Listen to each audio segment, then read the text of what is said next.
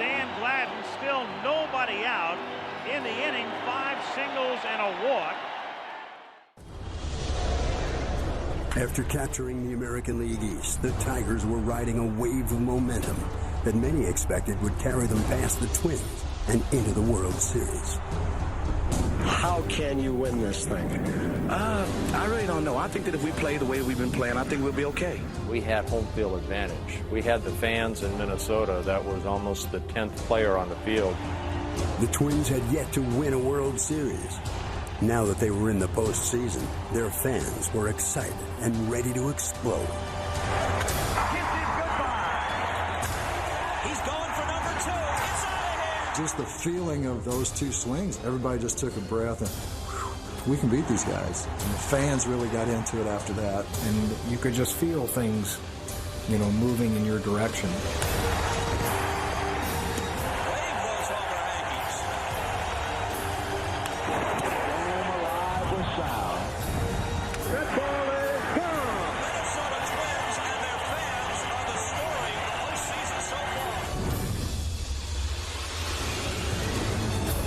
The Twins had the best home record in baseball during the regular season and took the first 2 in the Metrodome.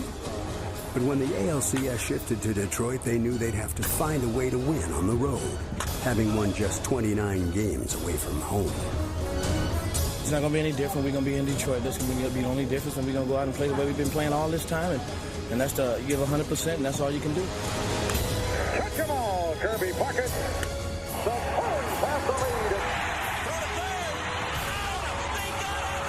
Baseball is a game of momentum. That ball starts rolling down the hill in your direction. Everything seems to work out for you.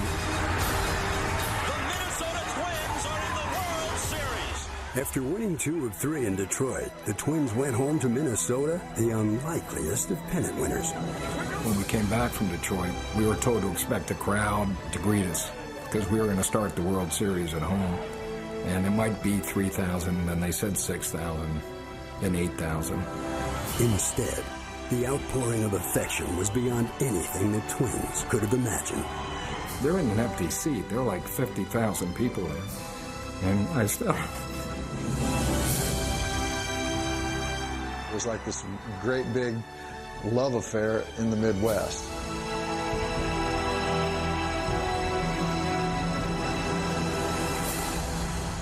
While love filled the air in Minnesota, there was bad blood in the NLCS between the Cardinals and Giants, with memories of a bench-clearing brawl from the previous season still fresh in their minds. And so ever since that moment, it's always just been a heated rivalry. They were a very tough team to compete against, and we knew that we were in for a battle in that series. While the Cardinals and Giants were trading victories in the first 4 games, Jeffrey Leonard turned up the heat on the simmering feud. And this one is gone. He was hot, and every time it seemed like he came up, he hit a home run. Leonard has hit another, and we can just sit down and relax because he takes his time. Leonard would overboard showcase, and he would put the one arm down. It is gone, and he's got one flap down. Yeah, look at his left arm. There it is. He's a good player. I don't particularly like him, but he's a good player. I don't like him either. He'd make a great villain wrestler. You have coined a new phrase, one flap down, something that Cardinal pitchers have really enjoyed. Well, no, it's a long story to that, but right now, when I have my flap down, it means that pitch was nothing. That kind of like get under your skin for a little bit, and Bobby Forrest let him know.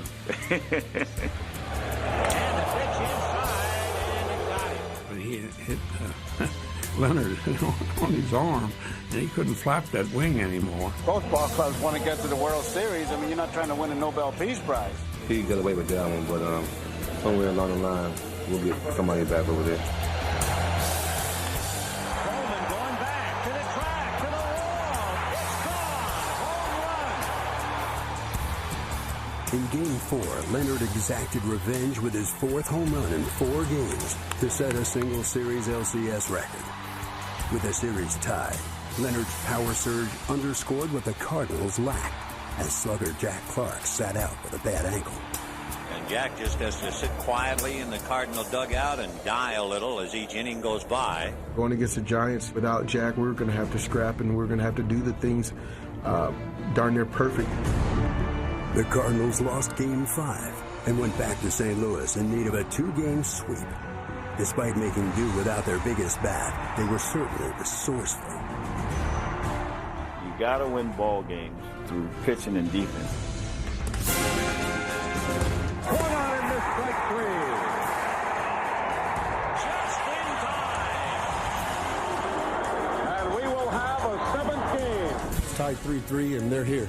They're not in Frisco. The Cardinals had stayed in the series with defense and grittiness, and clutch pitching, which set an NLCS record with 22 straight scoreless innings. They were moving on as they had slain the Giants. I felt that that ball club over there had no respect for us as a club at all. And I hope that those guys learn that you respect everybody that you play, because you can be beaten on any given day. As you can well imagine, this crowd absolutely beside itself with joy. ABC Sports and the Olympics, a long-standing partnership. Again, at the Winter Games of Calgary, the Olympic tradition continues. Consider some American sports classics. The Kentucky Derby is always held in Louisville. The Indy 500 is always run in Indianapolis. The Super Bowl site is always predetermined by the start of the season. But the World Series is a thoroughly movable feast, and your town never knows it's coming your way until days before. And if you live in the Minnesota Twin Cities of Minneapolis and St. Paul on this clear, cool night, the World Series has come to you. To the Hubert H. Humphrey Metrodome, and for the first time in history, it will be played inside, under a dome of Teflon-coated fiberglass, before a crowd which has been known to make an airport runway seem tranquil by comparison. Settle back and enjoy the ride.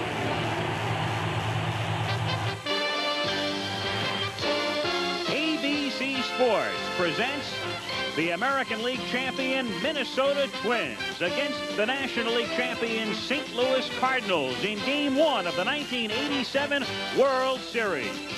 The Cardinals clinched the pennant Wednesday night in St. Louis by shutting out the Giants in the decisive 7th game of the playoffs, while the Twins already had their flag in hand by virtue of Monday's clinching victory over the Tigers.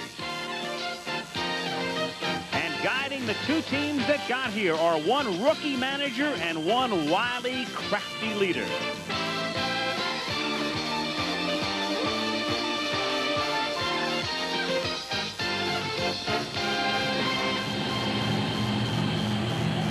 The crowd is already at fever pitch.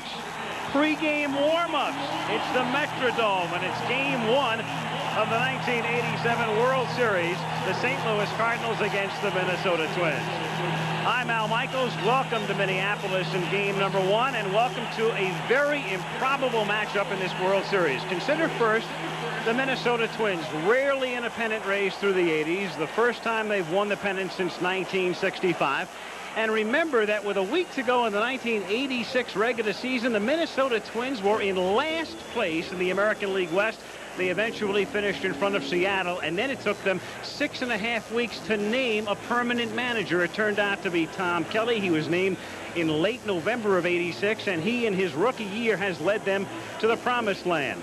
Then there are the St. Louis Cardinals. Not improbable they're in the series because it's the 3rd time in 6 years, but under the circumstances, amazing. Tremendous adversity last year. They were never in the race. The same kind of adversity and an unbelievable amount of injuries in '87, but Whitey Herzog with paste and glue and tacks and the rest of it has them here. You know Jack Clark is not here. You know Terry Pendleton is here, but he is injured. In the Cardinals starting lineup tonight are 3 rookies and 1 veteran who hit .080. This is the World Series. You go figure it out. Game 1 coming up, and in just a moment, we'll take a look at some heroes of the past.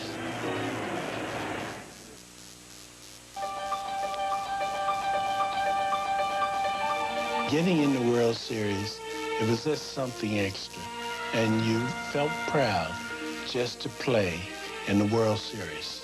It is the thing. It is the only thing that matters in baseball. When you really get out of it and you say, I got a World Series ring. I was lucky enough to play in 3 of them.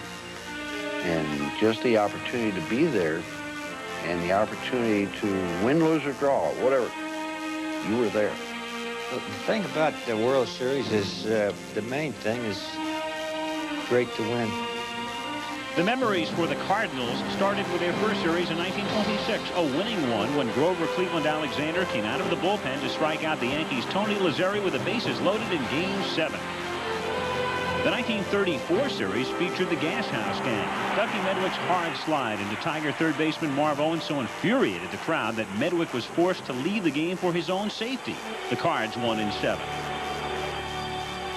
Johnny Pesky hesitated momentarily in the 7th game of the 1946 series and allowed the Cards' Enos Slaughter to score the winning run all the way from first. It was the most infamous play in Red Sox history until just last year. In 1968, Bob Gibson was so dominating that it looked like a simple game of pitch and catch, recording 17 strikeouts in Game 1, but the Tigers eventually prevailed in 7. Catcher Darrell Porter, a .231 hitter who struggled with major personal problems during the season, became the series MVP in 1982 as the Cards came back from a 3-2 deficit for a 7-game win. And in the Cardinals' last series appearance in 1985, umpire Don Denkinger's safe call on a George Orta ground ball in Game 6 led to a Kansas City Royals resurgence. The Cardinals were bombed the next night 11-0 and lost the series. Many people don't remember it, but the Washington Senators were the predecessor to the Minnesota Twins and won their first pennant and their only championship in 1924, led by an 18-year veteran, Walter Johnson. By 1965, the franchise, now based in Minnesota, hadn't appeared in the series in 32 years, but led by names like Killebrew, Oliva, Versailles, Grant, and Koch, the Twins took a 2-0 series edge over the Dodgers, but it came down to a Game 7 matchup between Koch and Koufax, both pitching on 2 days' rest. The Dodgers squeezed out a 2-0 win, and it would be 22 more years before the Twins would return to the World Series.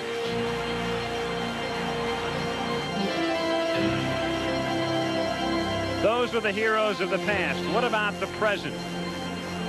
As you look into the Minnesota Twins dugout, some familiar faces. There's Kirby Puckett, some anonymous faces, and the same thing over on the other side. The World Series, where Babe Ruth has been a hero, and so has Willie Mays and Mickey Mantle, but so have Al Weiss and Brian Doyle. You never know. Thank you, Peter. St. Louis against Minnesota, Game 1. Let's meet the lineups, and the public address announcer here at the Metrodome is Bob Casey.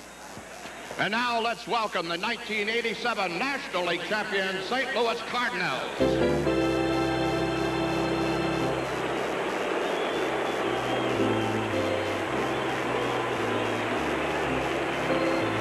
First, the non-starters, the coaches, and the support staff.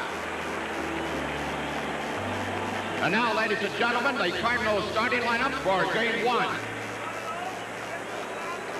The manager who has led the Cardinals to postseason play in 3 of the last 6 seasons, number 24, Whitey Herzog.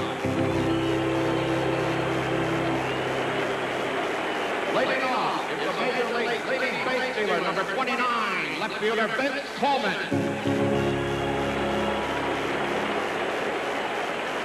Batting second, he posted a .303 batting average during the regular season, the highest mark of his career. Number 1, shortstop Ozzie Smith. Batting third, 14 games winning RBIs equaled his career best. Number 28, second baseman Tommy Herr. Batting fourth is 2-run homer and 3 RBIs in Game 3 of the National League Championship Series. Helped lead the Redbirds to victory. Number 50, first baseman Jim Lindman. Batting fifth is 105 RBIs during the regular season, where a career best, number 51, center fielder Willie McGee. Batting sixth, he posted a .381 average in the League Championship Series. Number 26, catcher Tony Pena. Batting seventh, his 3-run home run in Game 7 of the NLCS has propelled the Cardinals to the National League pennant. Number 11, right fielder Jose Oquendo.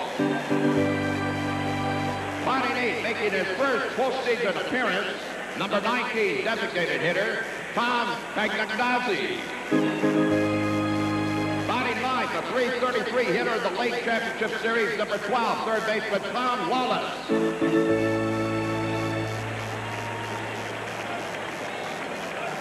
Warming up in the right field bullpen, the 8th rookie pitcher ever to start a World Series opener, number 41 pitcher Joe MaGrane.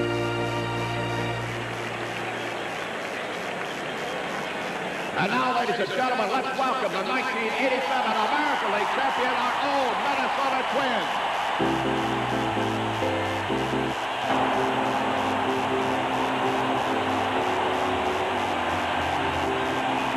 First, the non-starters, the coaches, and the support staff.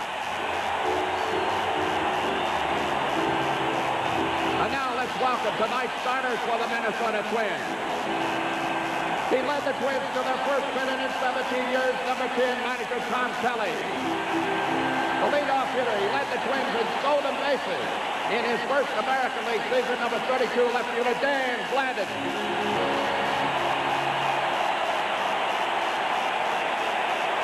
Batting second, he established career highs in batting average, runs, doubles, and triples during the regular season. Number 7, shortstop Craig Gagne.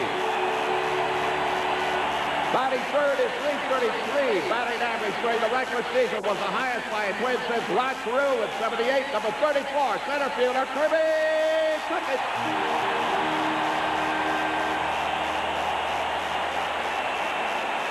Batting fourth, the most popular and valuable player in the league championship series, number 8, third baseman Gary Gaetti. Batting 50, holds the American League record for hitting safely in 12 straight series games, number 18, designated hitter Don Baylor.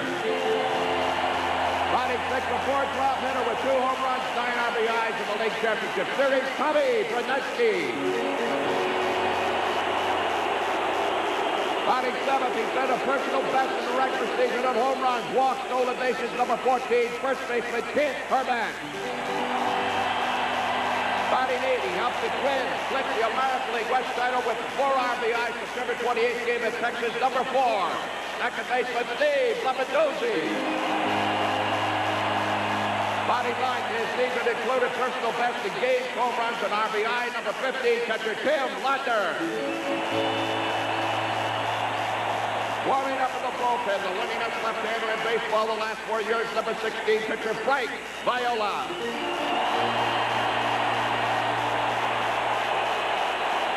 And now, ladies and gentlemen, we are honored tonight to have the Joint Service and Cover Guard representing the Army, Marine Corps, Navy, and the Air Force.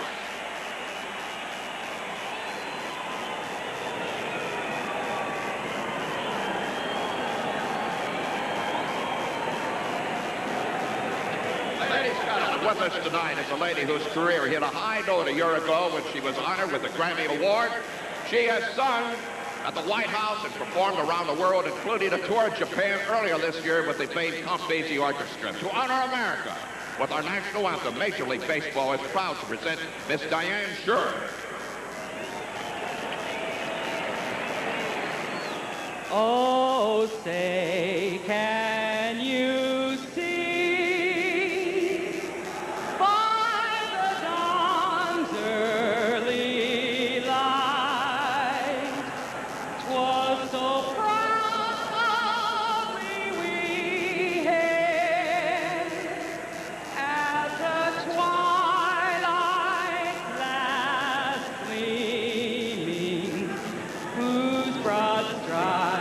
And bright stars.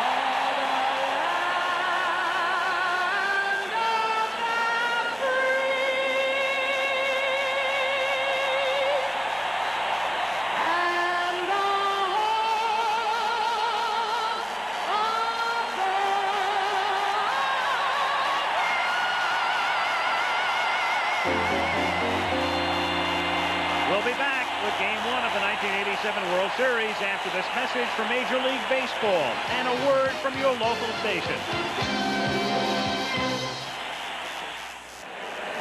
And over 54,000 filling the Metrodome in downtown Minneapolis. Game 1 of the World Series, the St. Louis Cardinals, the Minnesota Twins. I'm Al Michaels, and first let's begin with the Minnesota Twins, who tonight become the first team in the history of baseball to go into the World Series having been outscored during the regular season.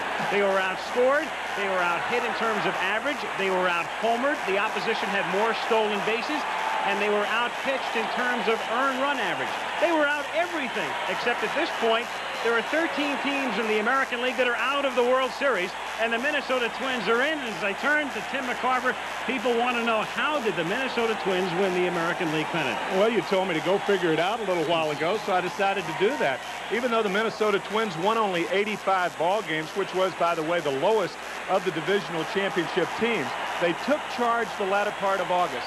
As a matter of fact, from the last part of August to the last part of September, they were 18-9, and they just obliterated the Detroit Tigers in the American League Championship Series, winning 4 out of 5 with near-perfect baseball. And speaking of perfection, that's exactly what the Cardinals had the first half of the year. They were 9.5 in front of Montreal and the Mets in the middle of July. It was dwindled to a game and a half in early September. They hung on, and I guess you could say they are limp and lame. But because of their pitching and their deep pitching staff, 5 left-handers, 4 right-handers, they are, I think, a bit of an edge in the series so far. And Whitey Herzog able to add an extra pitcher, Lee Tunnell, Jack Clark in effect on the disabled list. And on the subject of pitching, who better to tell us about that and the difference between the way these two staffs are set up than Jim Palmer? Well, contrasting what Jimmy said, one of the weaknesses that the Minnesota Twins has is in the depth of their starting pitching. And that's something you really can't hide over 162 games, but you can do it in a playoff or a World Series. The 2 guys they're going to rely on are Blyleven and Viola. Viola will pitch tonight. You'll see the record, 45 and 28 in games they started, and you can see the records of the other starters.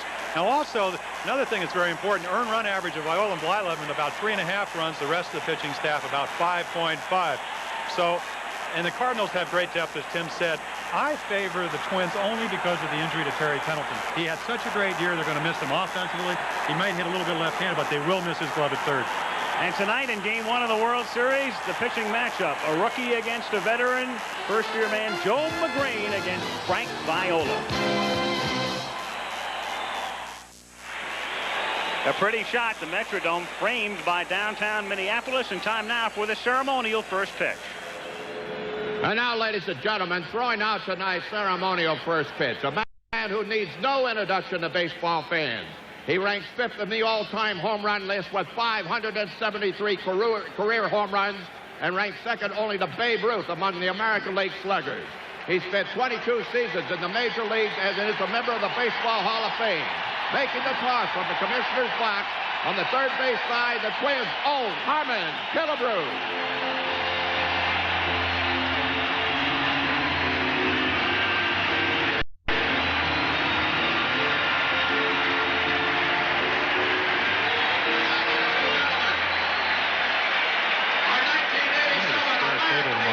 Harmon Killebrew, his uniform number retired, and the Twins take the field. Everybody waving their Homer hankies as you look at the St. Louis lineup tonight. The speedy Vince Coleman to lead off, and Ozzie Smith and Tommy Herr batting third. Jim Lindemann, rookie first baseman, cleanup.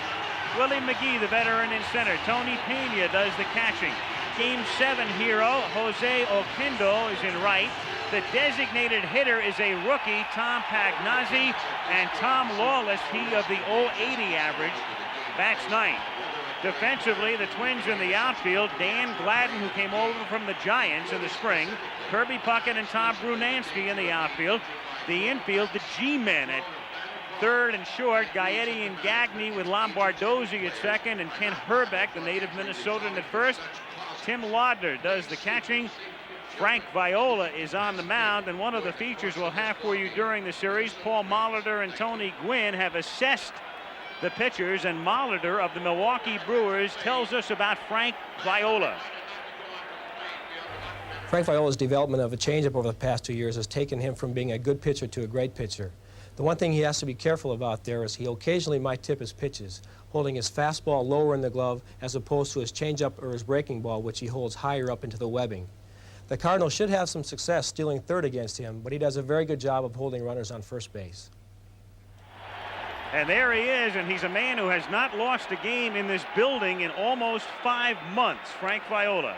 Well, along with a great Twins home record, which was 56-25 during the regular season, another 2 in the playoffs, Frank was 11-3 here, and this is a park where they score him a lot of runs. Paul Molitor told us about the fact that he has an excellent changeup, but he also throws about 95 miles, not 95, about 92 miles per hour, has a good curveball. And he said, the way I am going to have to get the St. Louis Cardinals out is basically not go 2-0, 3-1. If they get on, I'm not going to change my game. He does hold runners on very well at first base. Only 6 out of 15 have been able to steal on him this year. A very accomplished left-handed pitcher. Now in postseason play, 6 umpires, and they're split in the World Series. 3 American, 3 National, as denoted on the right. Dave Phillips calls the balls and strikes. Lee Wire at first. Greg Kosk will be at second. John McSherry, National, third. Ken Kaiser of the American down the line in left. Terry Tata down the line in right. And that, of course, means in a 7-game series, it would be Dave Phillips again back of the plate if we go the distance. So here we go. Game 1 of the 1987 World Series, and it begins with Vince Coleman, Ozzie Smith, and Tommy Herr. And the Cardinals with a lot of switch hitters, even though Terry Pendleton is hurt and not in the lineup tonight. They still have a total of 5 in the lineup, including the first 3. Frank Viola ready to get it underway.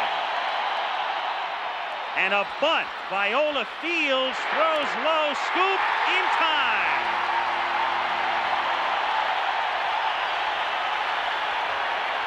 It's billed as Cardinal speed against Twin power, and right off the bat, it's Coleman trying to bunt his way on, but a good play by Viola and Herbeck. A good play getting to the ball by Viola, but he threw a changeup to first base. And look at the scoop by Ken Herbeck, a vastly underrated fielding first baseman. Looked like he threw that ball with 3 fingers. A lot of times that ring finger gets involved in throwing, and anybody who's throwing to a base doesn't like that. Ozzie Smith now takes a strike. Coleman seated next to Danny Cox will be the pitcher in game 2 tomorrow.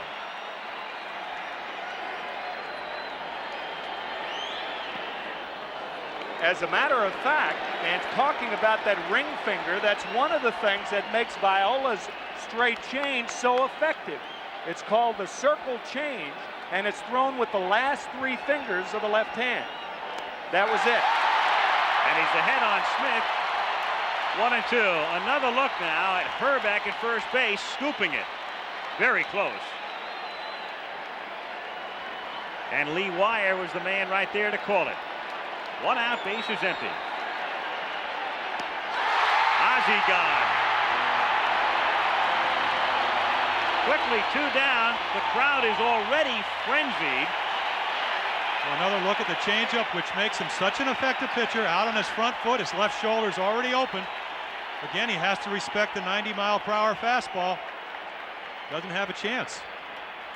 So 2 down, and now Tommy Herr, another switch hitter. There are his composite figures, but as a right-handed batter, Herr this year hit .297.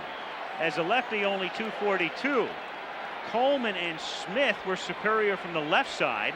Herr from the right side, which will benefit him against Viola. And they'll really miss Pendleton because Terry hit .337 right-handed. Strike. 0-1. And Smith, who has been in 2 World Series, had never had a K affixed to his name in the scorebook until now. I think you'll talk to all hitters, and what they say is that a lot of times the pitcher, especially the first time around, whether it's the first game, the first at bat, have an advantage. There's a chance that Ozzie Smith has never seen Frank Viola. Doesn't really know what to look for. A scouting report will only tell you so much. Most hitters want to see the guy, especially maybe 1 or 2 times or 1 or 2 games. Steered by Viola and a 1-2-3 inning. So the Cardinals have gone in order after a half. St. Louis nothing. Twins coming up. Cardinals gone in order, and thus the Twins come up in the bottom of the first inning with this lineup. Gladden leading off in left, Greg Gagne batting second, then Kirby Puckett, Gary Gaetti, the American League Championship Series MVP, is the cleanup man. Don Baylor, who came over from the Red Sox in August, is the DH. Brunansky in right, Herbeck at first, Lombardozzi at second, Laudner catching. By the way, in the World Series, they will use the designated hitter here in Minnesota, not in St. Louis. In the AL Park, yes. In the NL Park, no. Coleman, McGee, Okendo in the outfield for the Cards. And then with Pendleton gone, Lawless, Smith, Herr, and Lindemann at first with Clark gone. Pena back of the plate, MaGrane pitching. He's a rookie. And on our inside pitch, Tony Gwynn of the Padres, batting champ, talks about MaGrane. I had a lot of trouble hitting Joe MaGrane this year. He throws a fastball, breaking ball, changeup. But his best pitch is a fastball. And he sinks it, he runs it in and out. But I think the Minnesota Twins will have an opportunity to steal some bases against Joe. Even though he's left-handed, he's real deliberate going to the plate. Wynn's assessment as the Twins come up now with Gladden, Gagne, and Puckett in the bottom of the first inning at the Metrodome. MaGrane, a rookie, and it's unusual for a rookie to start in a World Series game. The last time a rookie started a series opener was 1980. Bob Walk of the Phillies against Kansas City. One reason, of course, is a long and extended playoff series. If Whitey Herzog had his druthers and had they swept the Giants, it would have been Cox or Tudor starting, probably Cox. And also the leg injury to Greg Matthews.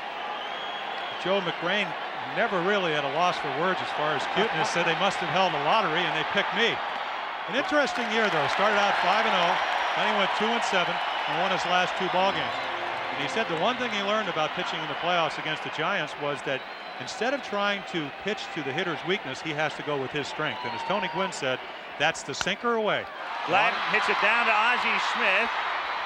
And the Wizard throws him out, so Gladden is out number 1 in the bottom of the first inning, and Greg Gagne will be the batter.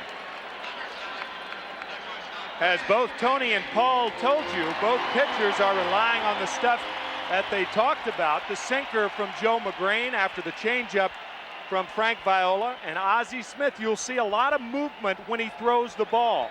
Greg Gagne, a totally different shortstop. When he goes to his right, he plants to throw. You rarely see Ozzie Smith plant and throw the ball. Gagne at the plate, fouling it off. One thing Gagne said, I'm not competing with Ozzie Smith. I can learn from him over the next week. Yeah. By planting, of course, I mean the right foot when you go in the hole. Ozzie is in a constant state of motion when he throws the ball.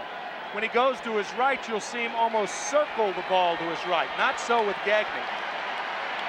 Outside, 1-1 on Gagne, who hit 2 home runs during the American League Championship Series. He's the kind of player who doesn't get a lot of headlines, but when you watch him play on an everyday basis, you begin to appreciate him more and more. 1-2. Well, both of those home runs came on breaking balls, and no doubt the advanced scouts for the Cardinals saw that. So really what you have is MaGrane's strength, which is the sinker, running it away and occasionally coming inside against a guy that really is going to have better bat speed and is going to hit more longer balls on the slow curveball or something off speed.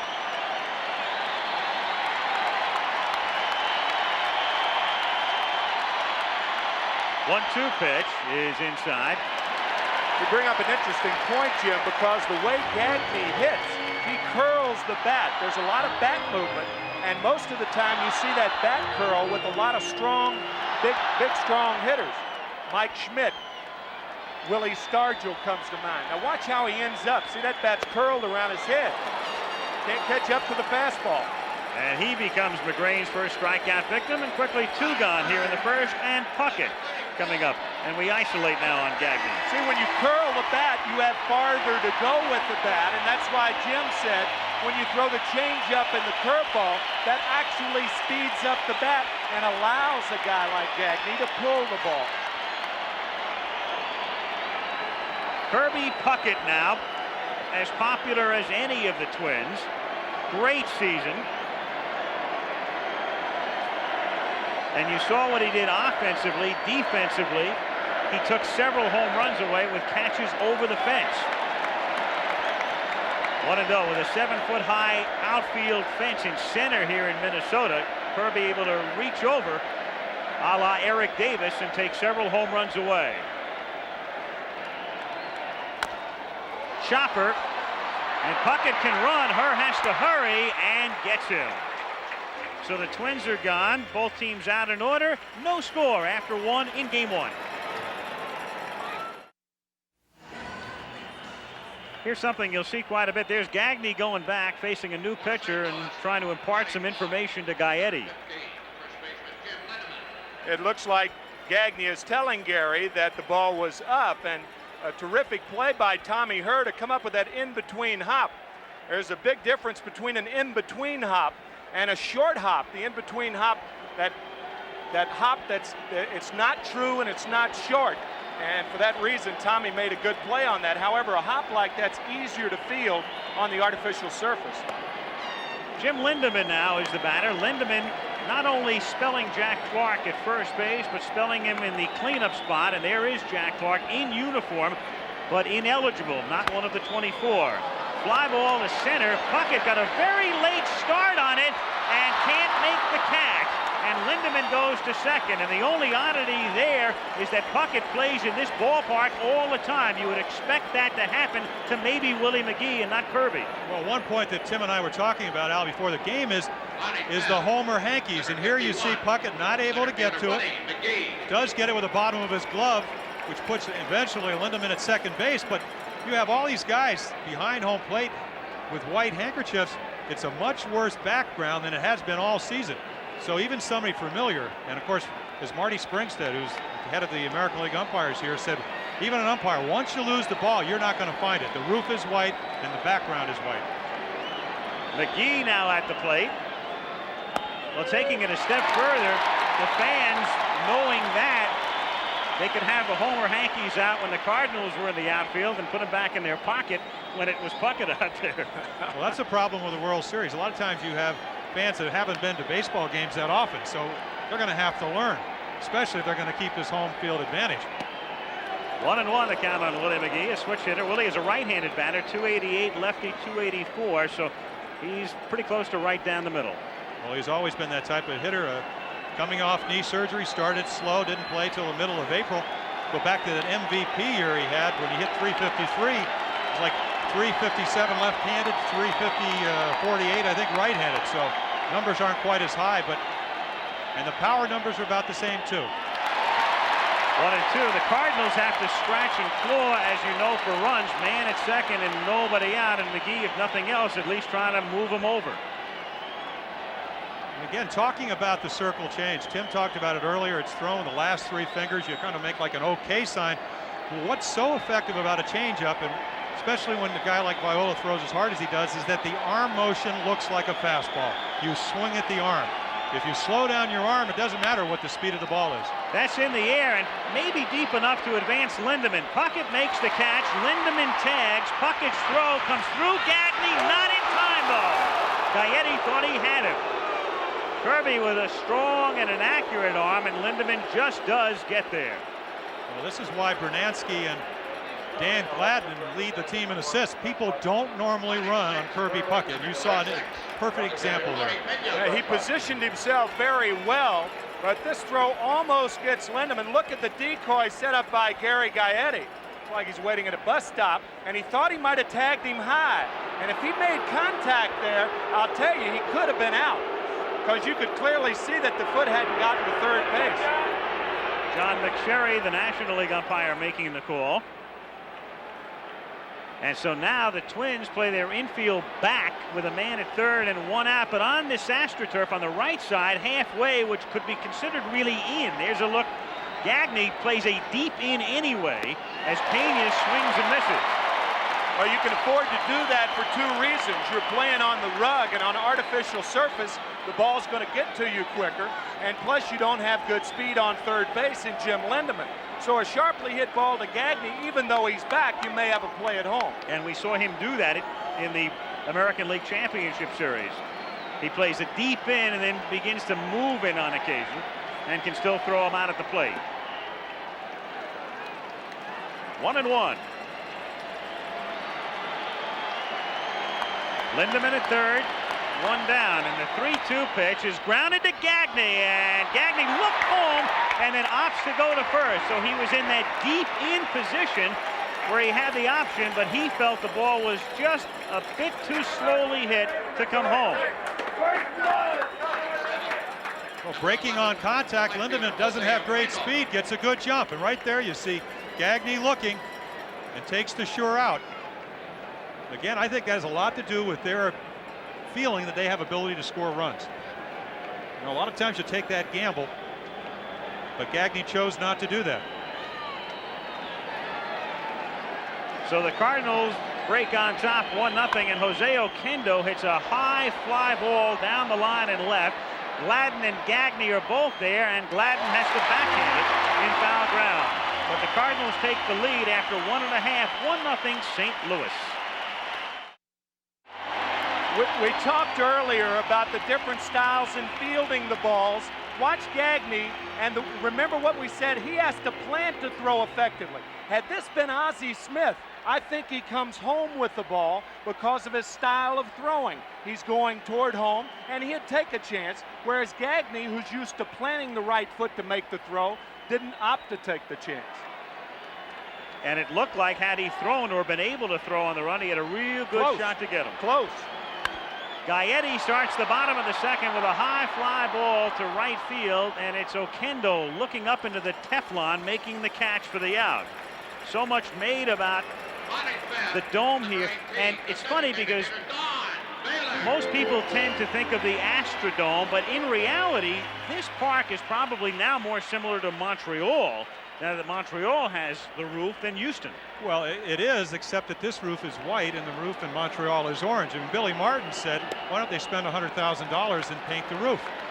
Maybe it's a pretty good winner's job, Tim. I don't know. But, I mean, this roof is white. It's more difficult to see the ball at night. And that's one of the objections. They think that the AstroTurf is not going to bother the Cardinals. They play on it most of the year in St. Louis. This roof is white, but as you can see in that shot, and your color wasn't distorted, if it's aligned correctly on your set, it almost sends off an orange hue as Baylor hits it in the air to shallow right. Now Oquendo comes in a little gingerly for the moment and makes the play. 2 down. Well, coupled with the fact, not only do you have the white roof, but you also have the white Homer hankies, and the Twins' colors are red, white, and blue. I mean, for the outfielders and infielders, you could have blue and red Homer hankies, maybe. As far as fielding a baseball, or change the color of the ball like Charlie Finley wanted to do 10 years ago.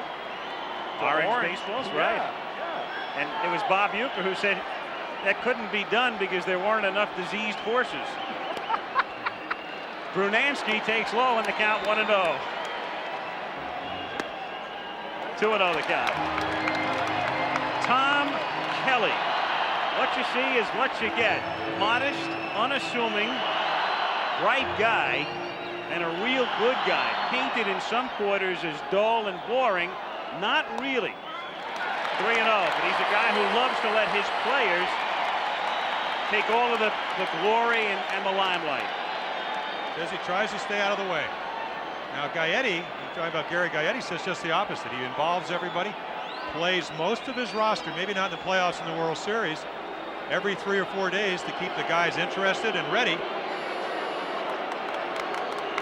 Of course, Tom Kelly says if he thinks that, I guess I fooled him.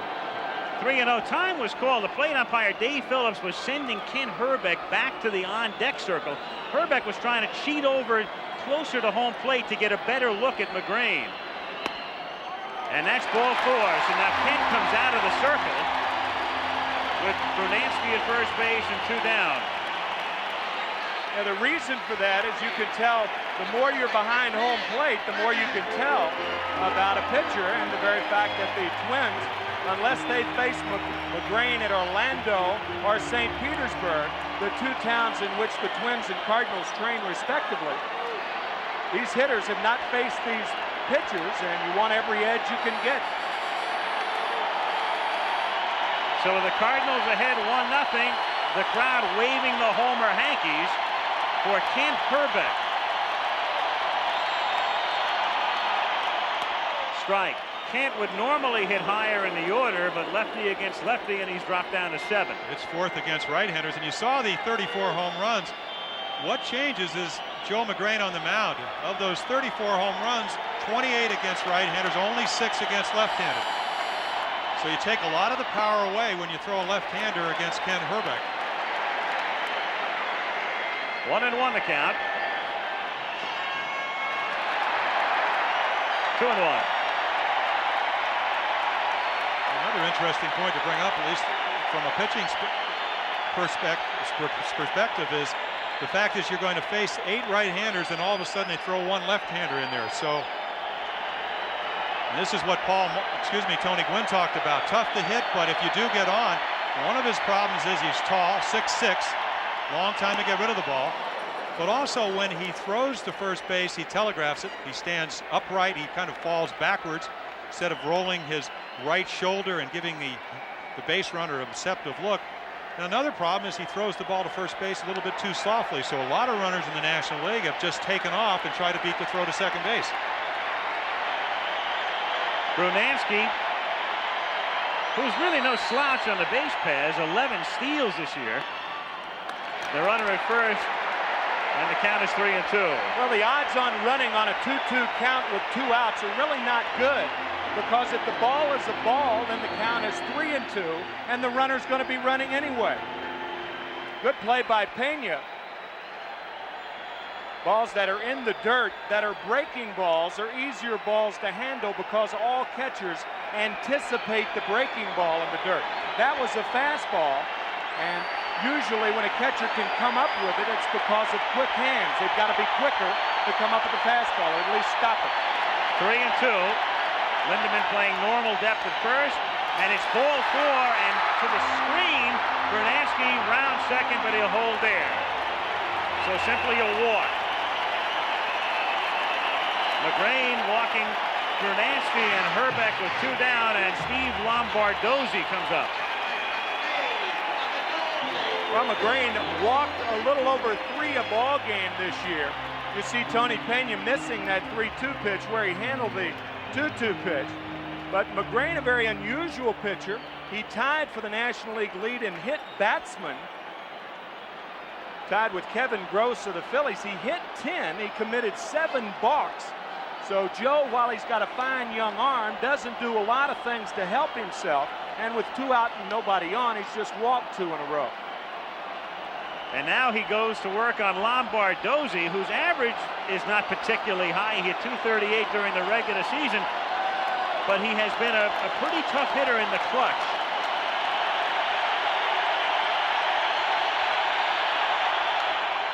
Popped up, and Lindemann says he'll take care of it. And he makes the catch in fair territory. Twins squander a threat. 1-0 Cards after 2. Will return after this word from your local station. Now you can enjoy all the memories of the 1987 World Series with a copy of the official World Series program. With more than 90 pages of facts and figures, it's a real collector's item. To order your souvenir program, just send check or money order for $6 to World Series Program, Post Office Box 87, Trenton, New Jersey 08651. That's Box 87, Trenton, New Jersey 08651. Please include your proper return address. The preceding was furnished by Major League Baseball.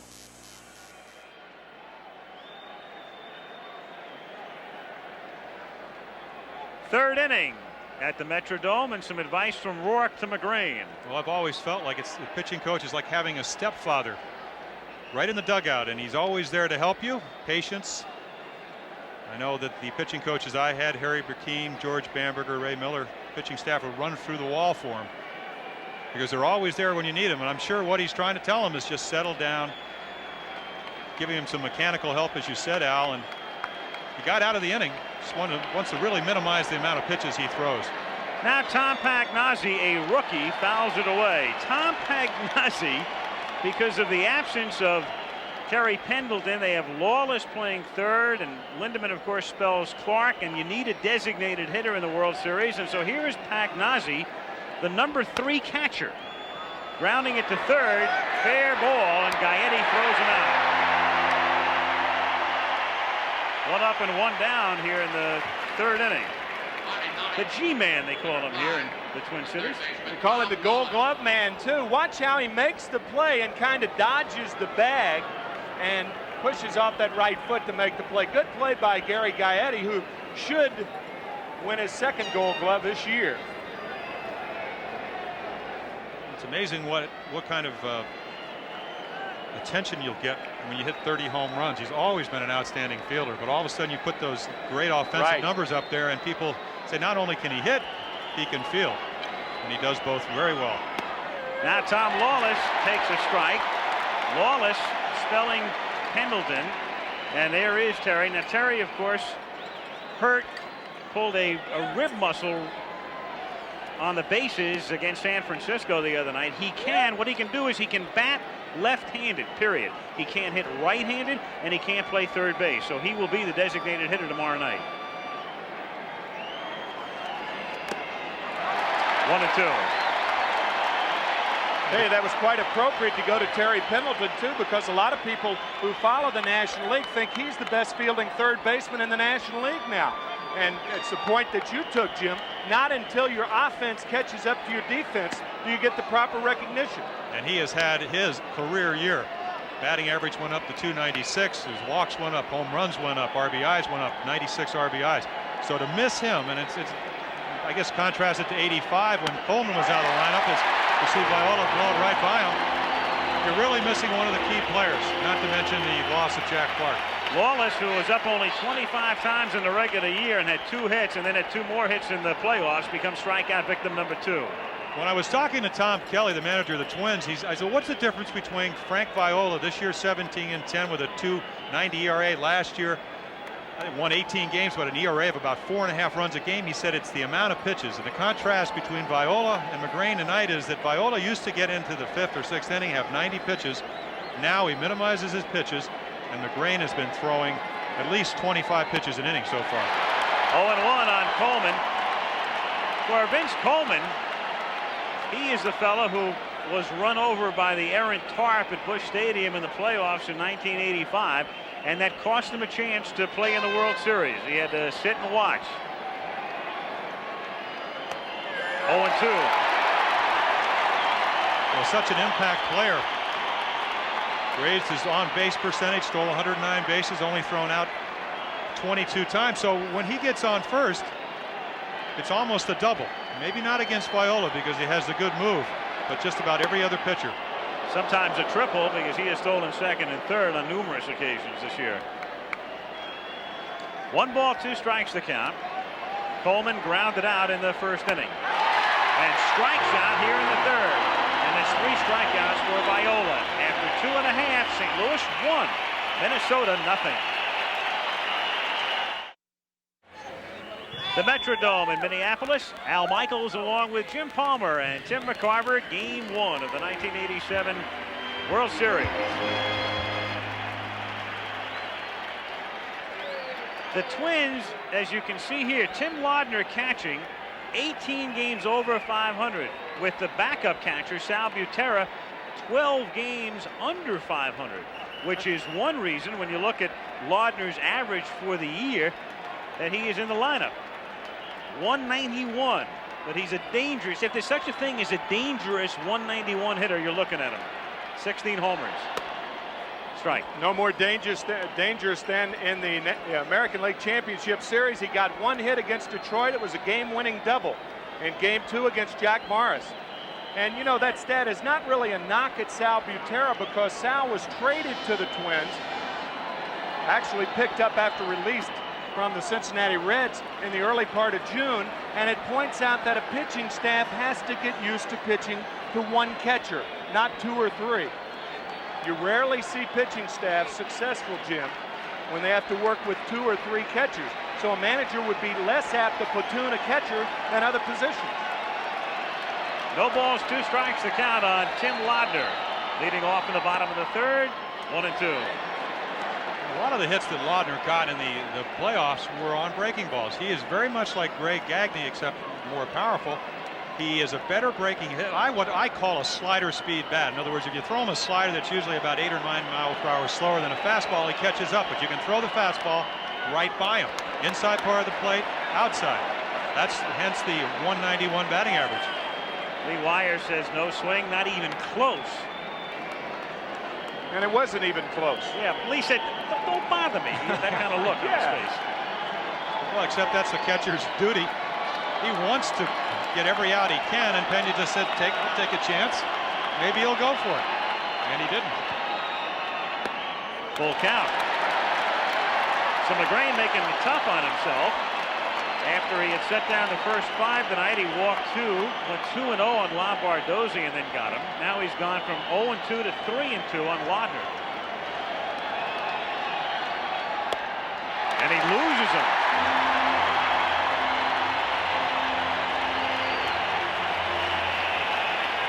A lot of pitching has to do with pace and rhythm, and that is the 4th 3-2 count in a row run by Joe MaGrane. Even when he got Lombardozzi, it was a 3-2 count, the pop-up to end the inning. Dan Gladden now. The Twins, and you're wondering maybe why they were able to do it in one season, go from next to last to first. Jeff Reardon, of course, a tremendous acquisition. Kelly, and also Dan Gladden, who grounds this one to third. Lawless goes down to her, and that's all they're going to get, just the 4. So Gladden, who has good speed and led the team in steals this year with a total of 25, is at first base with 1 out. Always an amazing game. You walk 3 out of 4 hitters, and the pitcher swings at the hitter swings at the first pitch. And a curveball, pretty good one at that. Wallace knows where he's going to get an out. Hurd knows there's no chance for a double play because Gladden can run well.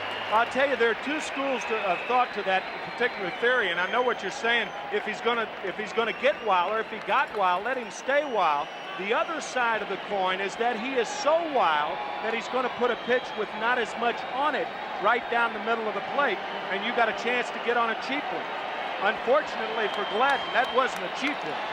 Quality pitch. Gagne now with Gladden held on by Lindemann. As you said, Al, 25 stolen bases, 18 out of 21 successful steals against MaGrane. Perfect opportunity for the Twins to run. Very aggressive in the American League playoffs. I think they shocked Detroit. Not that the catchers, he throws pretty well for Detroit. Mac Notes had trouble all year long, but they ran with reckless abandon. Anytime, hit home runs, did it all. Very aggressive ball club.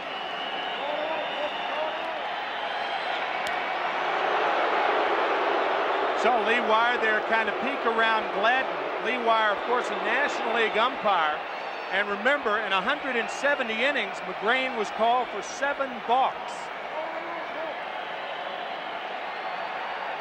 That's close. That is close. Well, the rule there, and I think what you're talking about, is that you cannot take the right leg and bring it behind the pitching rubber. If you do, you have to come home plate. To come to home plate. So what Joe is trying to do is either get right on it, more or less like Steve Carlton, some of the guys with the good moves, and Lee Wire's over there to either call it or not. He has a great perspective. The interesting thing, you mentioned Steve Carlton. Steve Carlton holds the National League record for balks in a season. And Steve had a similar move that Joe MaGrane has. Steve had 11 in 1979, and that was Joe MaGrane's hero when he was growing up. And Steve pitched for Minnesota this year. They picked him up in August and may hook up with him again in spring training next year. And he almost throws a changeup away. Well, that's what Mike Rock talked about. He said not only does he not have a great move, when he does throw the ball over, he doesn't throw it with enough on it. Looked like he was caught in between there, Jim. It looked to me like he thought he had gone back too far with his right leg and threw it to first base and threw that changeup over there, almost knowing he was going to get caught. I think that's what, 7 in a row now, give or take 1. Well, with all this going on, you lose sight of the situation. The score is 1-0 St. Louis. There is 1 out, and that's Gladden at first base, as if you didn't know. And that's a new World Series record, unofficial. 9 straight. I'd make it official. Yeah, I would too.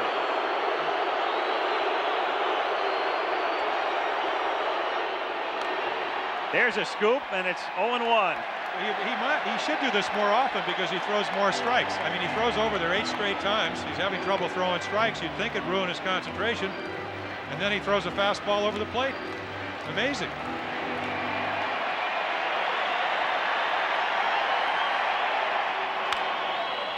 Popped in the air, and a tough play. Oquendo and Her and Lindemann, and it falls between them.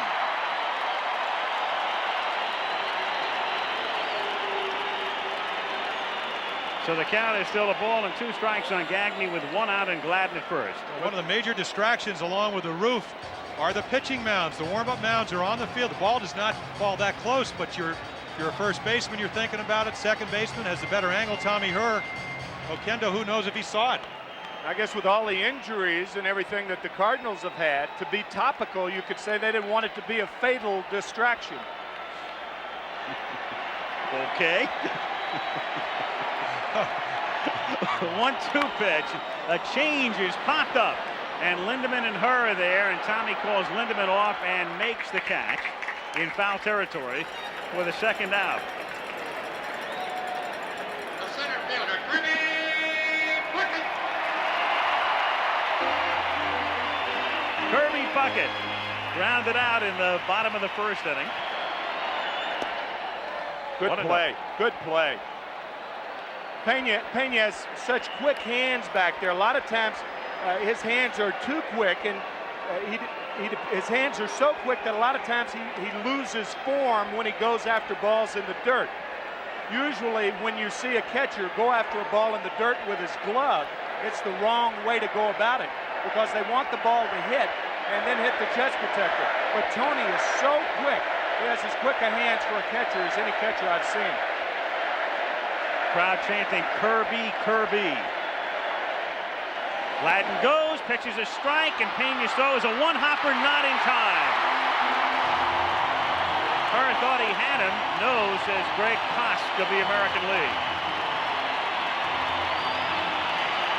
Pena this year threw out only 25% of would-be base stealers. Well, makes a good one-hop throw, but again, you steal the base on the pitcher. It took Gladden a long time to figure out MaGrane, but got a good jump and beats the throw. Another look from another angle. He said 25 during the regular season. Made a big difference to this ball club. A lot of added speed. 1-1 on Puckett. 2-1. I'll tell you, I know it sounds strange, but the lower the arc of the ball thrown, the faster it gets to second. Even though this ball bounces, it's a perfect throw. Everybody has a tendency to say, well, he bounced to throw to second. That ball was right there, and had Gladden not had the jump off of MaGrane, he wouldn't have stolen the base. Puckett swinging late at a fastball, and it's 2-2. Grounded to Tommy Her, a routine play. And the Twins done in the third. To the fourth we go in game 1. Cards 1, Twins nothing. Like a vehicle from MaGrane's Planet 7, there sits the Metrodome, fronting downtown Minneapolis, and inside more than 54,000. 1-0 fourth inning, and Ozzie Smith leading off for the Cardinals. Smith, Her, and Lindemann, the 2, 3, and 4 hitters. Ozzie struck out in the first, and Viola gets the inside corner. 1-1. Frank Viola, who won 17 during the regular year.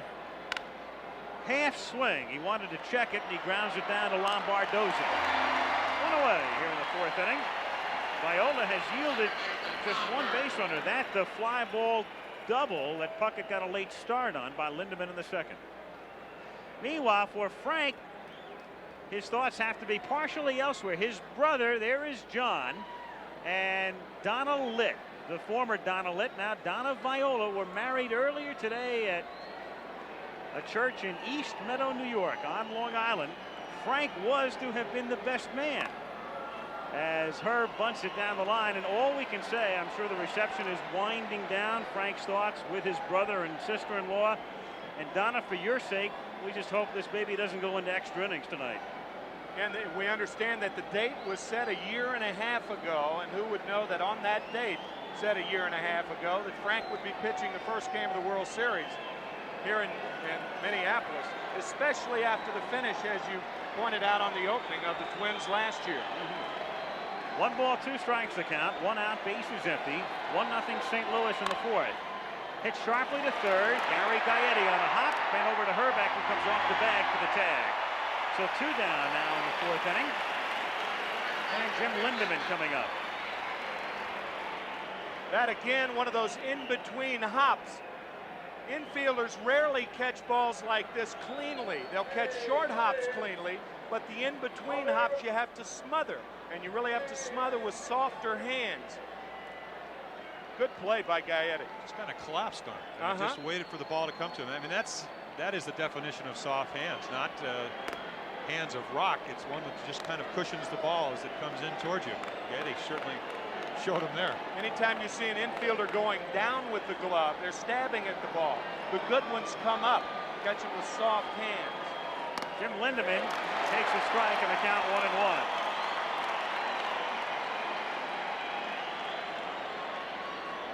First, Tommy could almost see that a collision was imminent, and he just pulled up. He's out anyway. Late swing by Lindemann, who might be eventually, even though he's the first baseman here, Spelman Clark, the Cardinals' right fielder of the future. Well, he is the reason they went out and traded for Tony Pena. He had a great, good year last year, 20 home runs, good winter ball. They thought it made Andy Van Slyke expendable, Mike LaValliere. That's hit into right field, and it's been all Lindemann offensively for the Cardinals tonight. Viola has retired every other batter, and Lindemann is now 2 for 2. Along with Mike Dung, who went over to Pittsburgh and won 13 games, but Lindemann had a great spring. Let's take another look.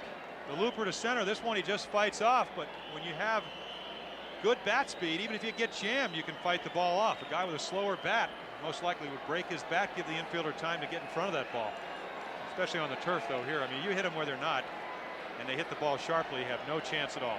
McGee in the dirt. 1-0 on Willie. Willie McGee bothered by that wrist, but still 308 in the National League Championship Series. And a nice running catch early in Game 6, which eventually wound up as the Cardinals' 1-0 victory to tie the series. A catch off the bat of Jose Uribe. Lindemann held on by Herbeck. Toward the hole, backhanded by Gagne, throws back to second, no! Lombardozzi thought he had him, he scooped it out, but second base umpire Greg Kost says safe. Base hit, first and second. Well, Gagne really had only one play. The short hop, watch.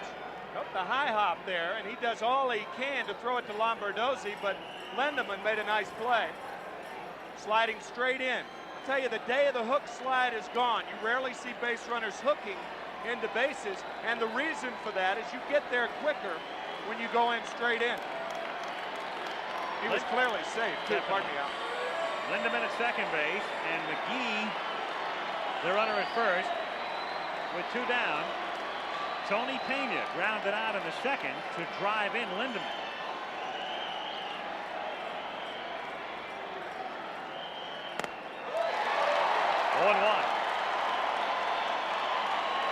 Pena with that huge swing. You would think he hits a lot of home runs, but he doesn't. He hit 5 during the regular year.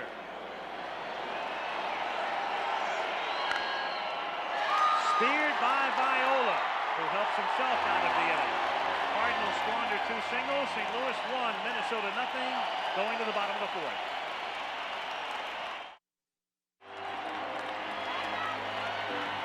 And the Wizard himself, O. Smith, as if you didn't know which Smith it was, huh? A lot of people have been saying "oh" since he's played in the major league. I would have thought he'd thrown more pitches with the yeah, me too. 4 walks and the struggling. What's made him effective, Tim, and this is a lot like Juan Berenguer, who we saw pitch in the playoffs for Minnesota. Gaetti grounds it down the line, backhanded by Lawless, and too late. Twins have their first hit. Gary Gaetti gets an infield single, and Don Baylor will come to the plate. Well, going back to that thought is that he doesn't throw the ball consistently in any spot. As you watch Gaetti dive to his, Lawless dive to his right. Gaetti hit the ball. It's a play that Pendleton may have made only because he has a stronger arm. Wallace, great play to get to the ball, but that's the difference between a Pendleton. And Baylor hits it up the middle for a base hit. Gaetti takes a short turn at second as the throw comes in behind him. And get ready for a little bit of noise in the Metrodome.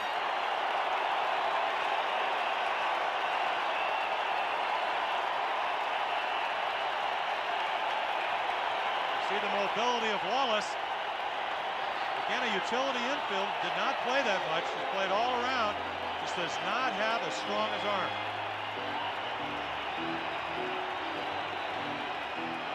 So the Twins, who trail 1-0, runners at first and second. The crowd waving the Homer hankies as Brunansky stands in.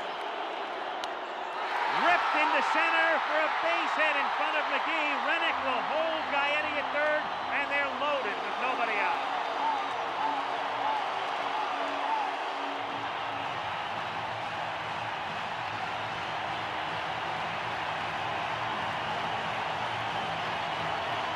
I'll tell you, it's amazing. Joe MaGrane in the second inning and the bottom of the third inning ran 3-2 counts to 4 straight hitters.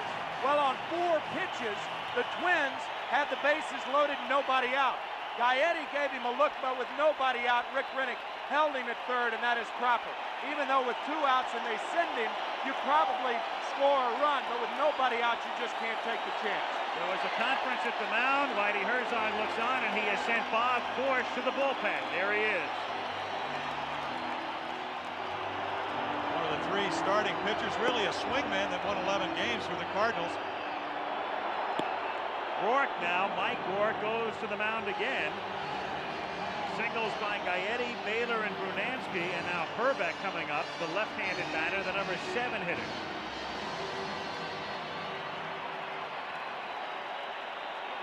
Part of this is for Mike Rourke to talk to Tony Pena and Joe MaGrane to give Forsch a chance to warm up a little more in the bullpen. You see another couple of hits, you might see a move by Whitey. Meanwhile, Whitey, and he earns it. He sits on a piece of patio furniture. An odd sight. And Tom Kelly, a rookie manager, first rookie manager to get it to the World Series since Harvey Keene did it with the Brewers in '82, and Harvey took over in the middle of that year. Tom actually took over the latter part of last year. He was 12-11 with the Twins last year. And they did take some time in naming him the manager for the '87 season, but Andy McPhail obviously made the right move. Toward the middle, through for a base hit. Gaetti scores. Baylor scores. Brunansky goes to third. The ball hits him. Bounds away, backed up by MaGrane. Herbeck goes to second.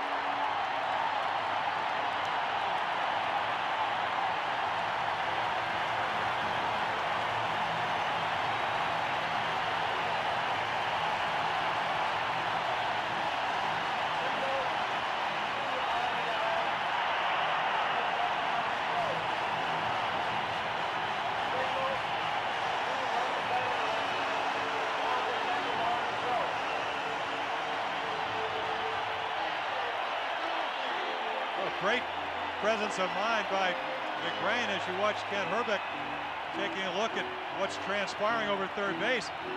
One of the most difficult things is give up a 2-run single and then cover the base you're supposed to.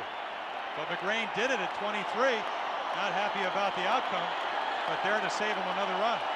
Twins lead. Lombardozzi takes inside, and the Cardinal infield back at short and second. But remember, Ozzie throws on the run on a hard ground ball. He's got a chance to throw out Brunansky at the plate. Well, I'll tell you, with the difficulty the Cardinals have scoring runs, I think the proper play is to pull the right side up, because Lombardozzi is not going to hit the ball with authority to the right side.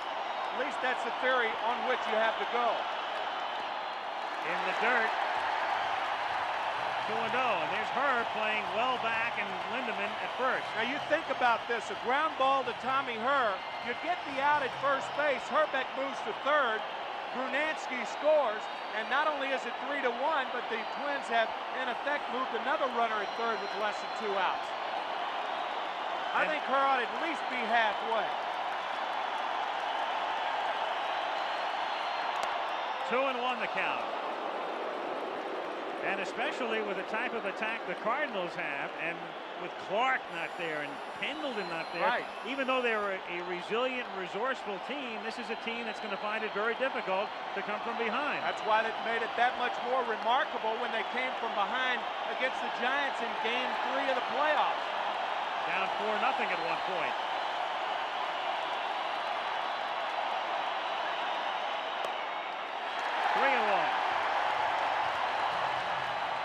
Commissioner Peter Ueberroth and Senator Bob Dole looking on. Commissioner looks stunned, awestruck. Some sight, I'll tell you.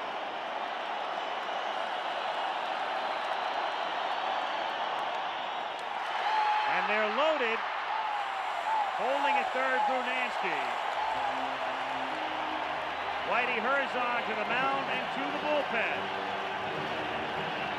And so MaGrane's world unravels here in the 4th inning. And Bob Forrest will come in.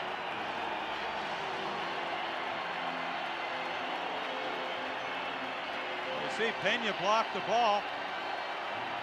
Again, with nobody out, you're not going to take a chance. So you stay at third base. Forrest comes in with the bases loaded, nobody out. Hi, honey. When did you fix this sandwich? Last night, dear. Seemed like last year. It's hard as my hat. Richard. Man from Glad, husband flipping his lid. Hold on to your hat. Get Glad sandwich bags with a fold lock top. Fold this flap in, this flap over. Fold lock top locks in sandwich, freshness and flavor. My hat's off to Glad. Get Glad sandwich bags with a fold lock top. From Union Carbide.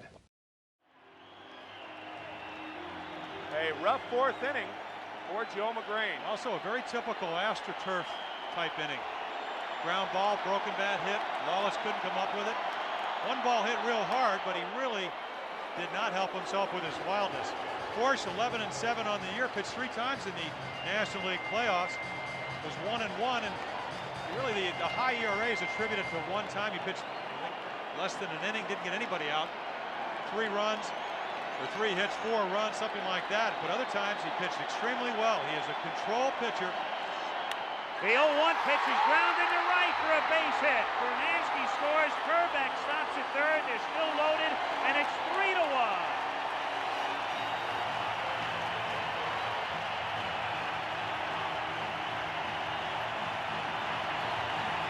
Talked earlier about Laudner. Slider speed bat. Slider away. He doesn't try to pull it. He just hits it the other way. It's a great philosophy of hitting on AstroTurf. He tries to pull that ball, no doubt, will hit the ball to the shortstop. Double play ball. Now Dan Gladden, still nobody out in the inning. 5 singles and a walk. 3-1 Twins. Gladden 0 for 2. 1-0 the count. Herbeck is at third. Lombardozzi at second. And Laudner at first. And Gladden is the leadoff hitter. And there's a beat. And what's a ball game without a beach ball these days? What beach is indoors? The decibel level here at the Metrodome so high, and if you watch any of the American League Championship Series, you know what this crowd is capable of doing, audio-wise, and so that's the reason MaGrane was trying to block out the sound. What he really needed, though, in the 4th inning was a blindfold. In the air, down the line, and curling foul back out of play.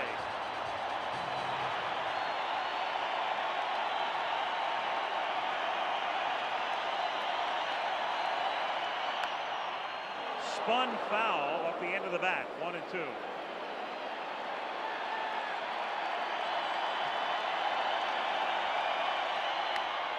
High in the air to deep left field. Coleman goes back. A grand slam.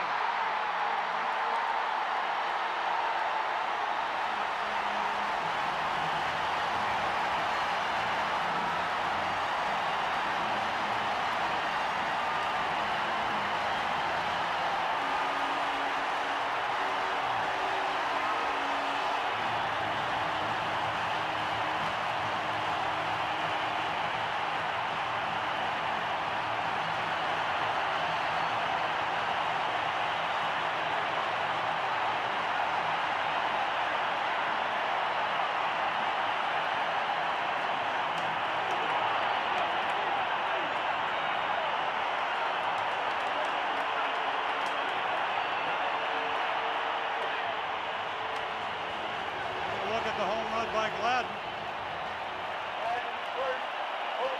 Reminds you a little bit of Harmon Killebrew. Threw out the first ball. Harmon Killebrew, 573 career home runs. That's only the 9th hit by Dan Gladden this year. Oh boy. We talked about the tremendous home record. You come in here, and if you're a visiting team, you usually don't like what you see, and that's no exception.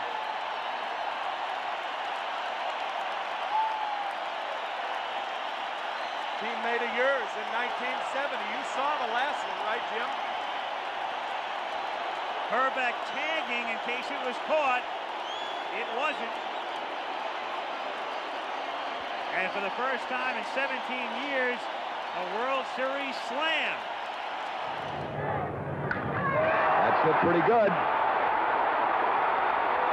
Grand slam home run.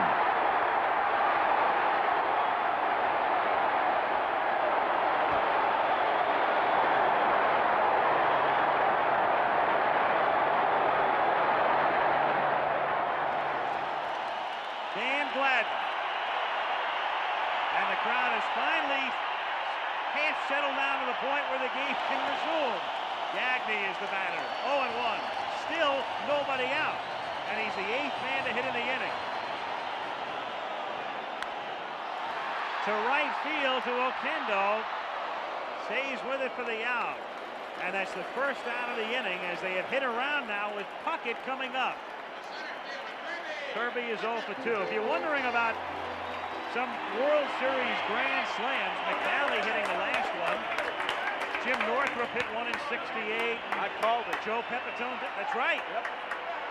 Joe Pepitone in 64. Ken Boyer. I called it. Joe Pepitone.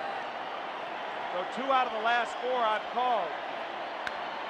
Puckett grounds it to short. Smith is right there, playing it perfectly to throw him out.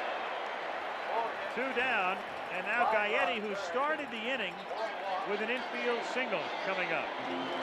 You know, the one by Kenny Boyer in the 64 series, won game 4 for the Cardinals against Al Downing, an 0-2 changeup, and a grand slam home run. The Cardinals won it 4-3. That tied it at 2 games apiece, and the Cardinals went on to win in 7. There were 2 also hit in the 56 series, Yogi Berra and Bill Skowron. And then Chuck Hiller, remember, hit one for San Francisco against Whitey the Yankees. I think Whitey Ford was the pitcher, I believe. 1-0 pitch, 1-1.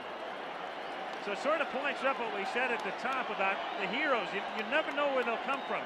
Mickey Mantle has hit a grand slam in the World Series. Yogi Berra has hit a grand slam. And now Dan Gladden. You really never know. 1-2. We also talked about the depth of the Cardinal pitching staff before the game started, and I'm sure Whitey Herzog didn't want to use his pitchers in this fashion because of their depth in a 7-1 blowout. Well, Forsch is a guy that has given him a lot of innings this year. 33 appearances during the regular season, 30 starts. So, as we said, he's a swingman that they used in the playoffs for relief, but started normally during the season. And Whitey can get more use out of him tonight than he might in the National League park because of the designated hitter situation. So actually something he doesn't want to do is really a godsend in a way that he doesn't have to pinch hit for him. Which is a big difference between American League Baseball and National League ball. Something we'll see. Excuse me, Jim. Tom Kelly, on the other hand, can, if this game gets out of reach, can pitch Viola 6 innings since he's only going to work on 3 days rest the next time out. High fly ball to center field, and this will finally do it. And McGee has lost it, and so has Coleman. And there is your basic Metrodome double. McGee initially looked as if he had it, then had no clue.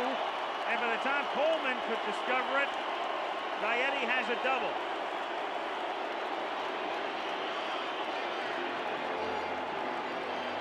Well, Vince knows it's up there. He sees it bounce. He was looking at the ball all the way out, but does not really see it once it gets up into the roof till it comes down and bounces. So he had no clue, and McGee had no clue.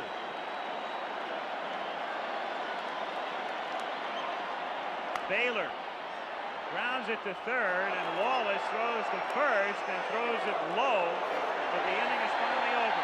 11 men to the plate, and it's 7-1 Minnesota. Oh, this crowd in a frenzy here. Over 55,000 standing and cheering, waving their Homer hankies.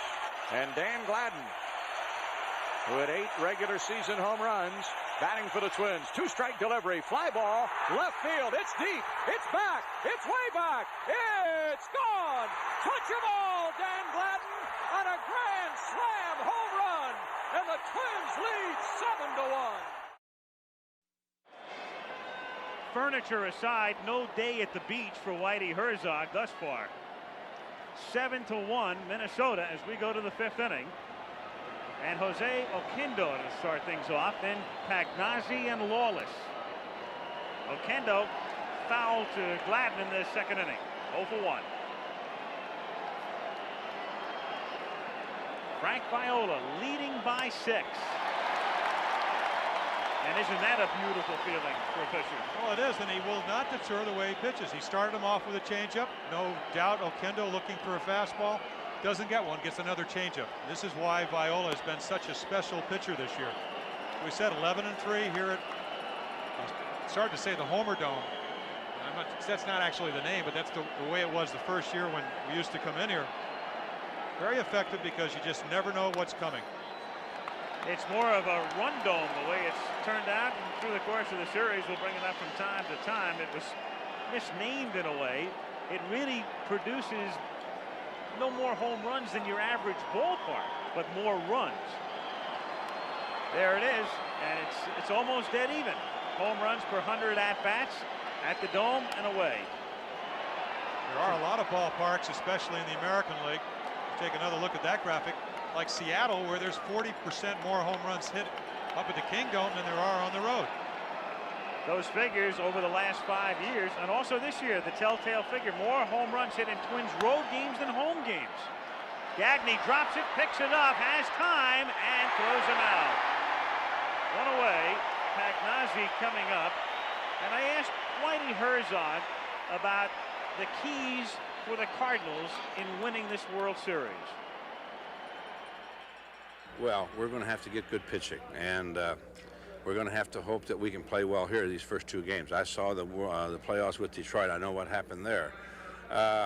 We feel we got a little bit more of advantage. We're on turf, and if MaGrane tonight especially can just go out and pitch his ball game, let the ball fly, and keep the ball in the ballpark, then I think we got a chance. If they start hitting the ball out on us, it's going to be tough, because when we get down now, we know that we're going to have to be aggressive on the bases. If we get some base runners, we're going to have to run. We're going to have to hit and run, but we're really going to have to be aggressive, and we're going to have to try and manufacture runs, and we're going to stay with the Twins. And right now they are down by 6, and Pagnazzi has just grounded out to Viola. 2 down, and Lawless coming up. Doral Norman Herzog loves to fish, loves to manage, loves to win. He is great. There is no 2 ways about it. when you can take this team this year to the World Series, you can manage. That's really true. Well, how about the 3 million people that enjoy watching the Cardinals play? And that's another amazing stat. With the Mets over 3 million this year, the Cardinals, Dodgers didn't do it this year, have done it in the past. But the Cardinals drawing over 3 million after a bad year last year. They had a great year in '85, winning the National League pennant. And then, of course, Kansas City beat them after they were up 3-1. They won 3 in a row. Game 5 in St. Louis, then 6 and 7 in Kansas City. But Whitey, I don't think, has ever faced the adversity that he's faced this year, especially in bringing a team to the World Series. 1-2 the count. And you'll ask him things like, is this your most satisfying year? And you really don't want to say it when you're coming right off it, but I suspect down the line, when Whitey writes the memoirs, this will have a very special chapter, 87.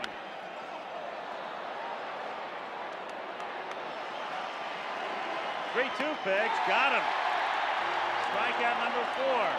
Cardinals got an order at the end of 4.5. 7-1 Minnesota. Frank Viola very much in command.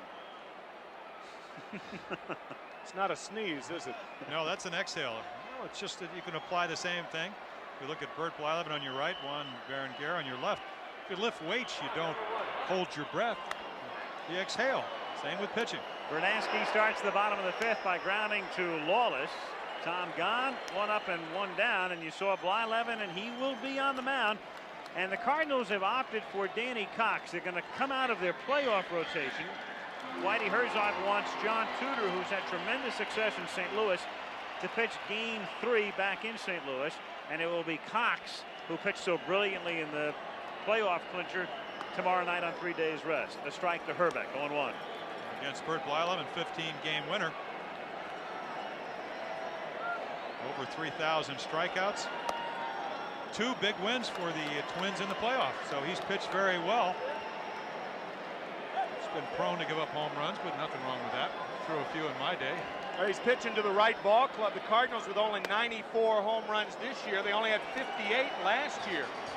So for a pitcher who is prone to give up the home run ball, you don't mind.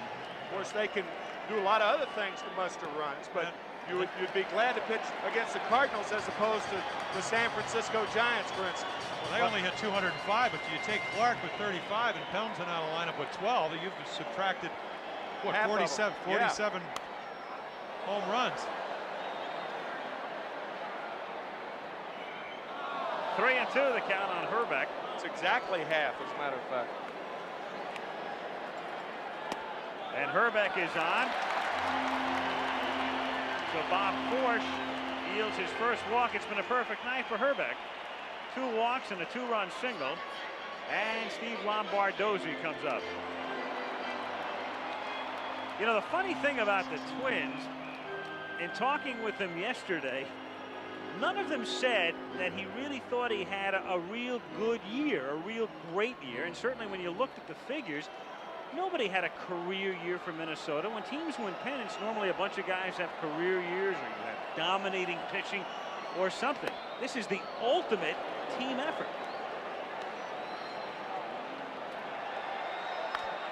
In the air to deep left field, and they're going to turn this place into bedlam again.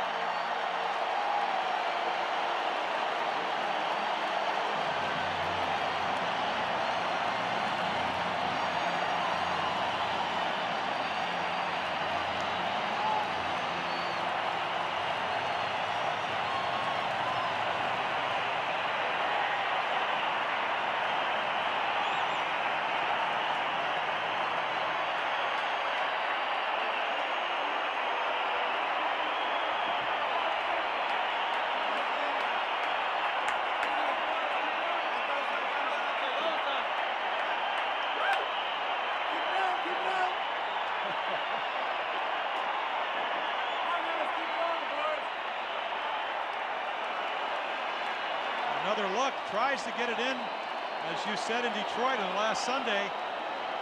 Doesn't get it in, and there's the result. Only 8 home runs, during the course of the season. Laudner hits a fly ball to center field, and Willie McGee is there for the second out.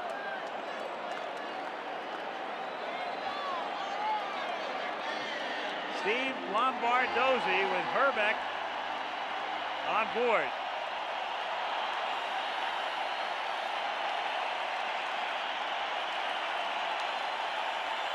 And a curtain call for the man they call Lombo. And here's Gladden. 1-0. Fourth inning, bases loaded. First World Series slam in 17 years.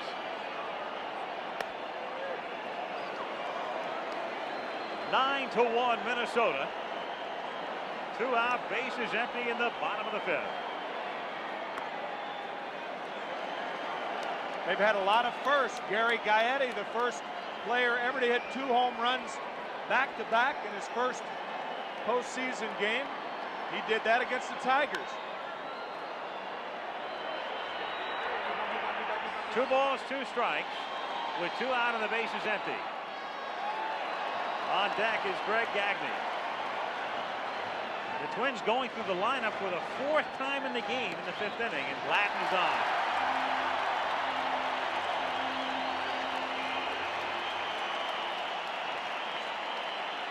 Okay, I'd like to make the point again that if the Cardinals were going to lose this game, they would have preferred to have lost a relatively close game, because with Frank Viola, one of the keys for the Minnesota Twins, pitching on 3 days rest, he'll probably come back next Wednesday night in St. Louis. I think Tom Kelly has the luxury of seeing Viola possibly work about 70 to 75 pitches tonight, get him out of there, use your bullpen, and have him rested next week. In the air to right field, Oquendo goes into the corner and makes the catch in fair territory. But the Twins get 2 more on the Lombardozzi homer, and we go to the 6th with Minnesota leading 9-1. In the air to deep left field, and they're going to turn this place into bedlam again.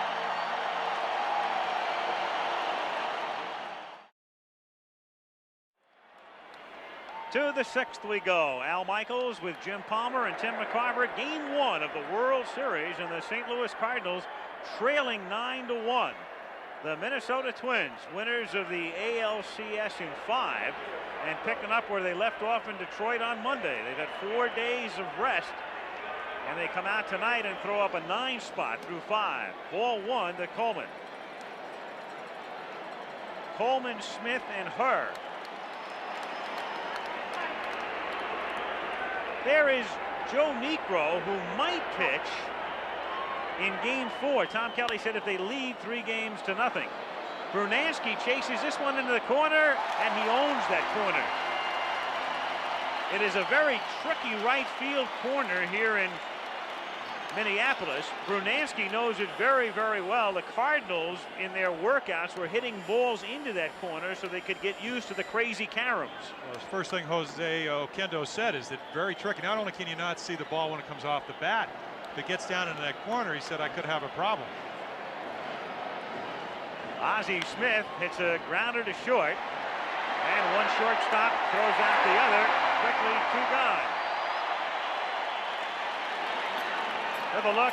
The tarpaulin, the tall screen, and then right into the corner. And nobody knows that spot better than Brunansky. Yeah, you're not going to get a lot of caroms off of that hefty bag type of material that they have out there.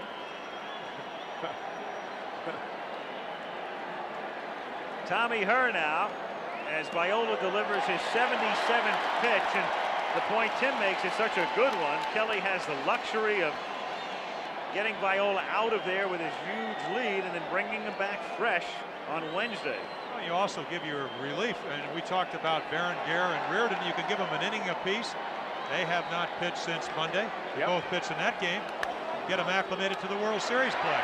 And Viola just sailing along as Gagne takes care of her. At the end of 5 1/2, Twins 9, Cardinals 1. Success Stories, brought to you by Citicorp. Gene Tennis was a role player on an Oakland A's team with stars like Reggie Jackson and Catfish Hunter. In the '72 World Series, Tennis stole the headline, becoming the first player ever to homer in his first 2 World Series at-bats. He later hit 2 more home runs while driving in 9 of the A's 16 total runs as they defeated the Cincinnati Reds. Gene Tennis has survived as a member of the supporting cast and succeeded in being named the most valuable player of the World Series. Bottom of the 6th inning, Kirby Puckett to lead things off with Bob Forsch working in long relief. 1-0. Kirby has not joined the hit parade tonight, as you see, has yet to hit the ball out of the infield.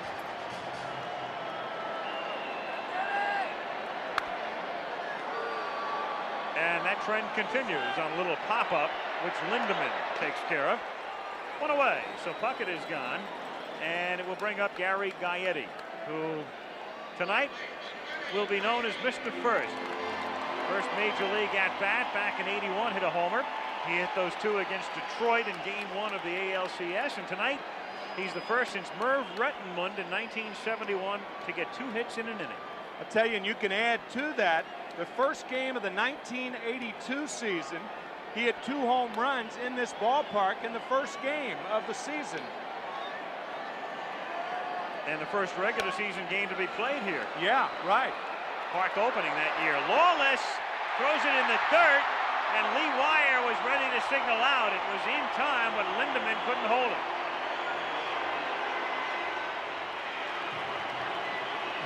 And it's an error, E5.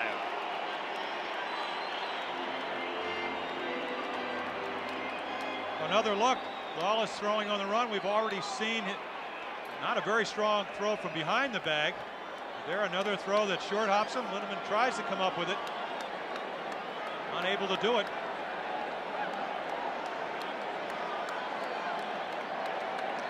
Baylor now. Don has flied out, singled, and grounded out. The World Series following Baylor around. Don with the Red Sox last year. And had the Giants won, it would have put Kevin Mitchell into the World Series for the 2nd straight year. He played with the Mets in '86. Fouled away. Funny thing about Baylor, they picked him up because of his persona, his presence, his experience, and the rest. But this is a ball club that's been together a long time. He didn't hurt, obviously. It was good to have a Baylor in the clubhouse, but the Twins were a pretty close-knit and well-molded team to begin with. He certainly didn't help the Twins like he helped the Boston Red Sox last year, because for that type of charisma to come out and to surface, you got to spend time with people. But you really never know what's going to happen. And when you look at the matchups, 3 left-handers in the starting rotation, the DH, he will have a chance to maybe play a little bit, not in the, obviously in St. Louis ballpark. That's grounded to Ozzie Smith, and he'll settle for the out at first base, getting Baylor and moving Gaetti down to second. Brunansky will be the hitter. But it's nice to have somebody like Don Baylor who has been there before. He's not the player that he was last year when he hit 31 home runs, as you take a look at Ricky Horton. But he did hit 16, still plays the game very hard. He's a great example for a lot of young players which form this Minnesota ball club. Brunansky's been around a long time, but they're still a little bit short in experience, not in talent. 2 out, Gaetti at second, Kerr for a strike, 0-1. A lot of people were concerned about the fact that they won in 5 games and they were going to have 5 days off, and Tom Kelly, a firm believer in important part of a player's ability is his legs. Had him doing a lot of running, simulated gains. Matter of fact, we talked about Gary Gaetti. He's a guy that hit 31 home runs this year, 34 last year. Go back to 1984, he only hit 5. And Kelly attributes to hurting his Achilles tendon in spring training, never getting his legs under him. So one thing he wanted to have coming into this series was a well-conditioned ball club. So it made him work out during those off days.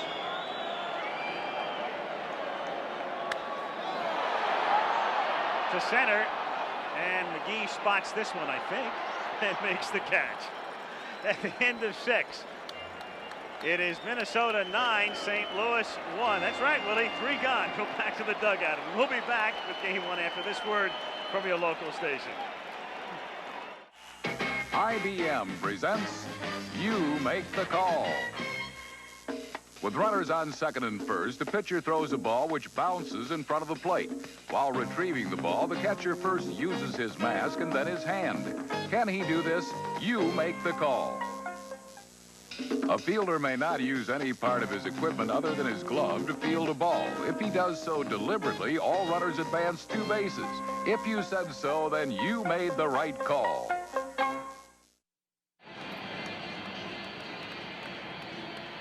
Well, we go to the 7th inning. You know, the NFL loves to talk about parity. What about baseball? This is the 7th different team to represent the American League in the last 7 years. And as a matter of fact, since divisional play started, the American League has won 9 World Series, and the National League's won 9 World Series. Do you believe in miracles, huh? Well, they know all about miracles up here because the hockey team to which they refer, so many of them came from this area. They've forgotten yes. Yeah, that's right. Now they're waiting for the clinch. 7th inning as Jim Lindemann starts things off. Lindemann, McGee, and Pena. 9-1. Twins on top. A. Bartlett Giamatti, the president of the National League.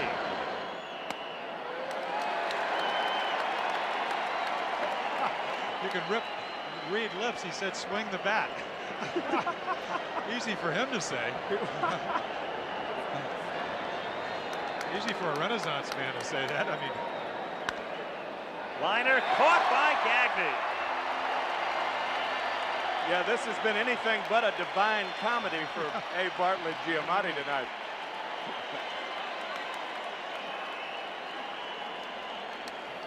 Poor guy sits there as the ultimate impartial observer all year long. Finally gets a chance to root, and his team is down by 8. 9-1 blowout. Good play by Gagne. Willie McGee now. 0-1. Frank Viola working on McGee with 1 out in the 7th inning. Twins exploded for 7 in the 4th, highlighted by Dan Gladden's grand slam, and a 2-run homer by Lombardozzi in the 5th. McGee singles in the center, so Willie has 2 hits tonight, and he is on. That's the first hit for the Cardinals since McGee with an infield hit in the 4th inning. to further expand what you talked about earlier, Tim, the luxury of Tom Kelly staying with Viola or giving his bullpen an inning or so apiece, it also makes it a lot easier if you're a veteran pitcher and you have command of your pitches to pitch with a 9-1 lead. Every pitch doesn't mean the ball game as it would in a 2-1 type of game or a 3-2 game or whatever the case is. So the 84 pitches is really not an exceptionally low amount, but he's doing it without a lot of duress, both mentally and physically. Pena, strike. There is Jeff Reardon, the bearded one, who will probably get the night off. The ace of the bullpen. 1-1. Kind of funny, if there's a downside to a blowout game tonight, is that the Twins have had 4 days off. Reardon's going to get another day off to make it 5. Jim's point well taken the last inning, that maybe by getting Berenguer and Reardon in for an inning might be the shrewd thing, thereby resting Viola. But Tom Kelly does not appear to be going in that direction. That's grounded to Gaetti, over to Lombardozzi, back to Herbeck, double play. Dreamland under the dome.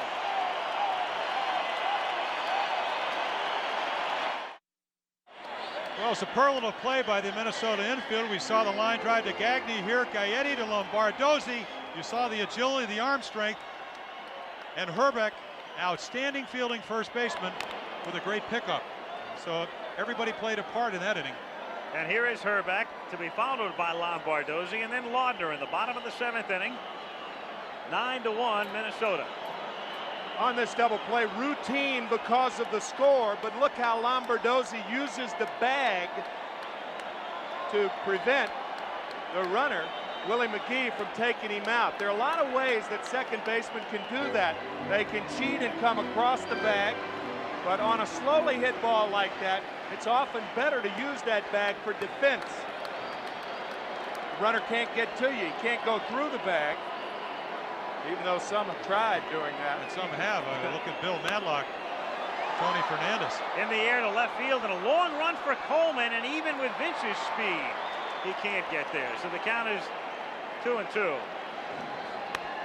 A little looper, and that'll be caught by Tom Lawless for the out, and it will bring up Lombardozzi. Another thing about Kelly is yesterday during the media crunch at the Twins workout, a couple of kids apparently sneaked in along with the rest of the media from a school, a nearby school, and they had their own little handheld mini cam. They were going to take it back to their professor to show them that they could do some interviews. Kelly gave the guy an interview. They approached them and told him, sure. Strike, 0-1 the count on Lombardozzi. Ripped through the box.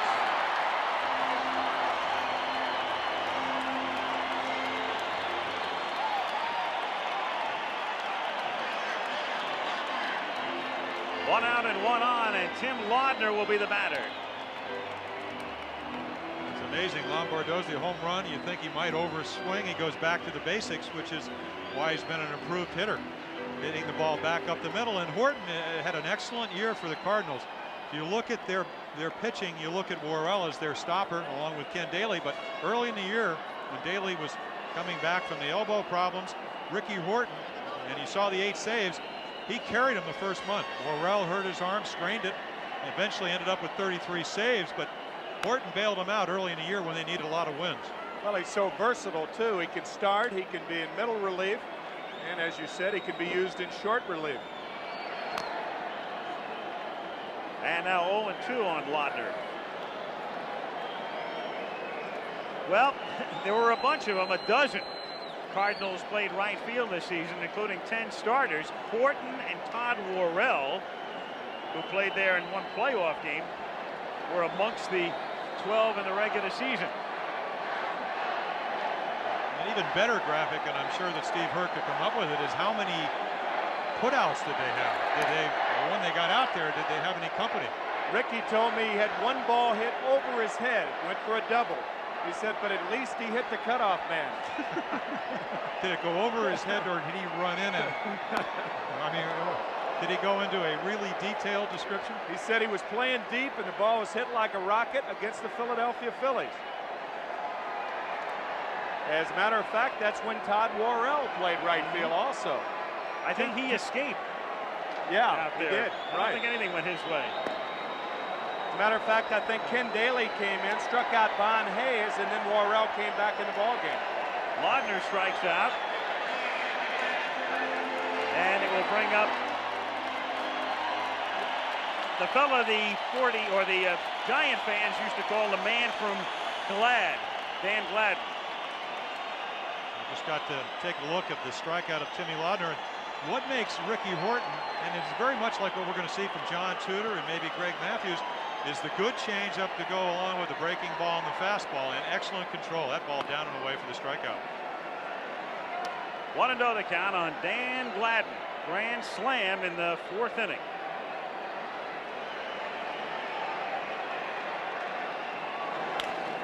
Rips one down the line and into the corner for extra bases. And let's see how Oquendo plays the carom. He played it perfectly, but still it can't stop another run from scoring. 10-1.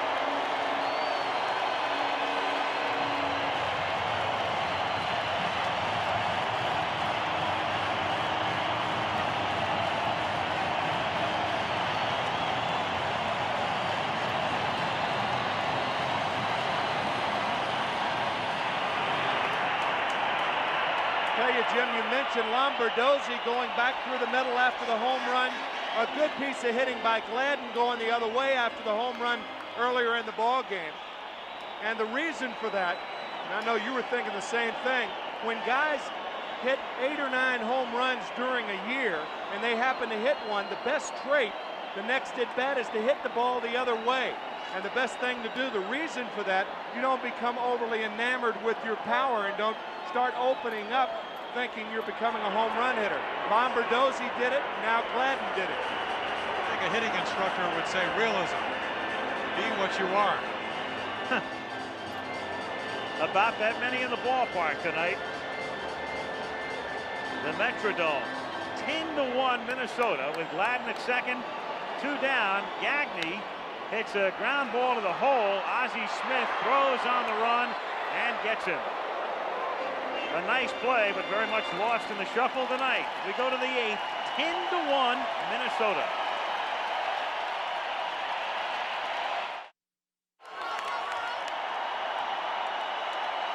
Frank Viola, who has not lost here since May. The beneficiary of a 10-1 advantage as we go to the 8th inning. Jose Oquendo to start things, taking inside, ball 1. Oquendo, Pagnazzi, and Lawless in the 8th. 1-1. And in the bullpen, Keith Atherton is probably, more than anything else, just getting in some throwing. He's one of the long men. Conceivably, he could come in, but you've got to start thinking about throwing between appearances, if nothing else, right now. Also, Jeff Reardon has gone down to the bullpen, and in a 10-1 ball game, you wouldn't think he would go to the bullpen unless he was going to be up in the 9th inning. 2 balls, 1 strike the count. 2-2.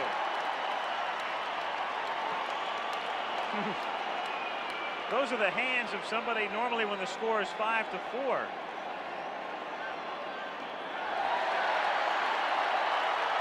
Down on strikes he goes. And strikeout number 5. 1 gone here in the 8th inning. And Pagnazzi is the batter. Tomorrow night, Danny Cox will try to get the Cardinals even, and Bert Blyleven will be on the mound for Minnesota. Fouled away. Monday is an off day. Series goes to St. Louis on Tuesday, and on Tuesday it will be John Tudor, who is great at home against Les Straker, the Twins' number 3 starter. I think you brought up a very interesting point yesterday when we were talking about sometimes the length. You see a base hit up the middle by Pagnazzi. The length of a playoff series to get you to the World Series dictates how you set up your pitchers, and Whitey Herzog would have liked to have Danny Cox pitch the first game. Again, thinking about the fact that the Twins have such a fantastic record here at the Metrodome. We talked about it, 56-25, another 2 playoff wins. I'd like to have Cox going in a situation where you start out here, keep you in the ball game. You don't have to go with a rookie like MaGrane. Possibility never coming back here. Lawless has struck out twice tonight. 0-1. So there's Whitey leaning on the wall and probably thinking about tomorrow night. Well, 10-1 ball games will get you in that mood, but some mood.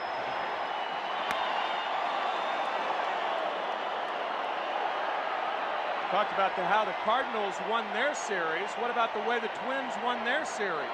They beat the Tigers in 5 games, and you could have seen Blyleven or perhaps Viola in game 6 or 7 if it had gone that far, which would have messed up their rotation. Lombardozzi and Gagne have a little communication problem, but still Lombo comes up with a catch, and there are 2 down. Even at home, it's so loud here, they didn't hear each other. It's hard for us to really know whether you can hear each other talking, and you know they're trying to communicate. Tom Kelly talked about the fact that as you see Lombardozzi make the catch and Gagne trip, he said you can't even turn to somebody sometimes in the dugout and talk to him and hear him. No wonder he's so quiet. It's nothing to do with his personality. Coleman is the batter. You know, one of the more amazing things I thought in watching the Twins celebration the other day, when they win the pennant, Kelly, he sat in the dugout and he let the players have their moment on the field. And here's a rookie manager, a guy who is fortunate to get a job, and they really made him wait. And the next thing you know, I mean, he wins a pennant, and he sits there, and he's happy to let everybody else share the glory and enjoy the moment. Well, they'll all tell you to the man, when you talk about Tom Kelly, they said he's one of us. He's no different. Ken Herbeck said he'll even cheat in cards along with all of us. He's a native Minnesotan, even though he moved from here when he was very young and grew up in New Jersey. Still makes his home there.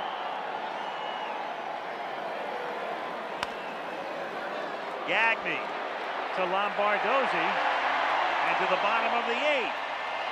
Minnesota 10, St. Louis 1 in game 1.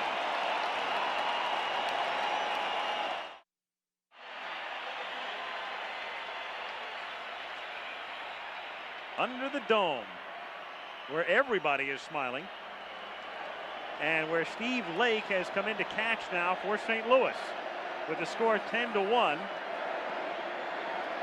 Kirby Puckett starts things off. Puckett has not joined the hit parade tonight. He's 0 for 4, and he's coming off a slow ALCS, so he's a guy ready to explode. Well, I mean, for a .332 hitter with 28 home runs, he only walked 32 times, so you get the idea that he is not a very patient hitter. Into right field for a base hit.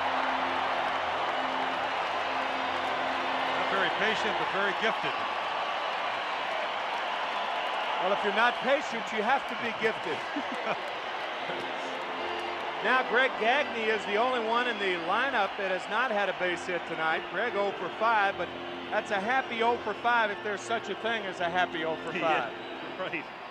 Club's up 10-1. You'll take an 0 for any time.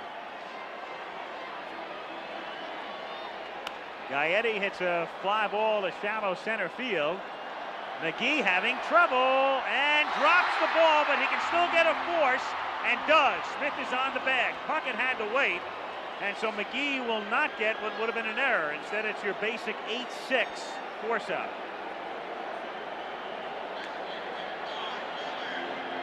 Third time tonight that an outfielder has lost a ball. 2 by the Cardinals and once by the Twins. Kirby Puckett lost a ball earlier. As a matter of fact, that led to the only Cardinal run back in the 2nd inning. Don Baylor. 1-0 the count.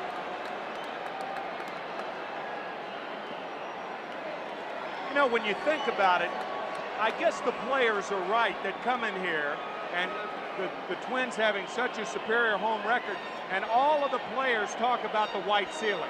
I mean, you would think that they would have it painted a different color. White on white belongs in shirts, not in baseball against the ceiling.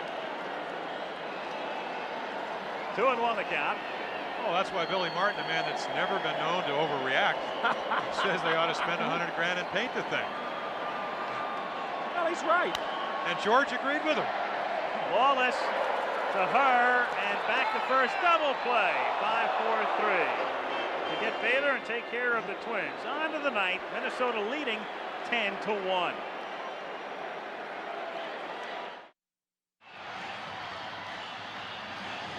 The Twin Cities are lit up in more ways than one. There it is on a skyscraper in downtown Minneapolis. A live shot. Win Twins. The rallying cry here as we go to the ninth inning. 10-1. And Ozzie Smith to lead things off. Looks like how they have Gene Larkin at first and possibly in right field, Mark Davison. Tom Kelly can give some other players some experience. There's Larkin, the Columbia University graduate. They beat Yale today? Yeah, and Keith Atherton is the new pitcher. Columbia beat Yale today? No, I was saying, did they beat Yale? They had lost 35 in a row, and they were playing Yale today. We saw A. Bartlett Giamatti, and Gene Larkin went to Columbia. Well, we'll get our crack staff now to answer that question. See the numbers of Keith Atherton. Last year 10 saves, this year only 2. But again, as almost all the Twins on this lineup have done over the course of the season, they play a role. And when Juan Berenguer was hurt early in the year. Talking right there, Gene Larkin. Atherton came in, set up Jeff Reardon. One of the reasons he had such a successful year. Smith flies to Gladden, Larkin at first, and Mark Davidson is the new right fielder.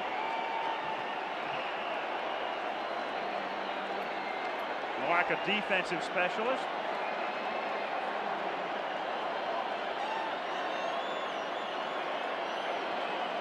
Tommy Herr with one out and the bases empty. Herr is 0 for 3.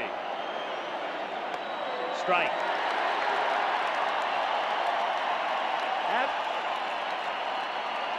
Yale, we understand, won that game 27-13. So it's up to Larkin to uphold the colors of good old CU. 36 in a row, and they had broken the Northwestern University losing streak of 34 collegiate games in a row. They did that last year. Herr flying to Gladden and left for the second out. And it'll be Lindemann.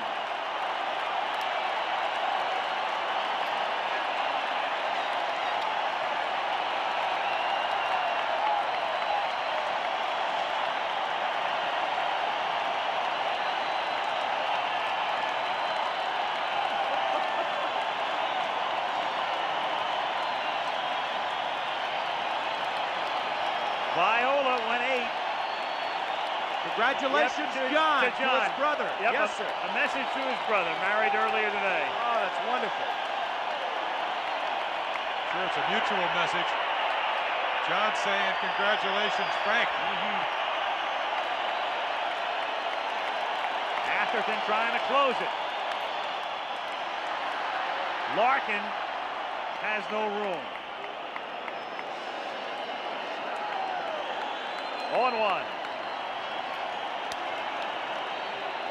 Meanwhile, Whitey Herzog, the last time he appeared in a World Series, he lost 11-0 in Game 7. Poor Whitey is now down a composite 21-1 in his last 2 World Series games. Like Taipei against the United States in the Little League World Series, the exact score. Gaetti will end it on a nice play.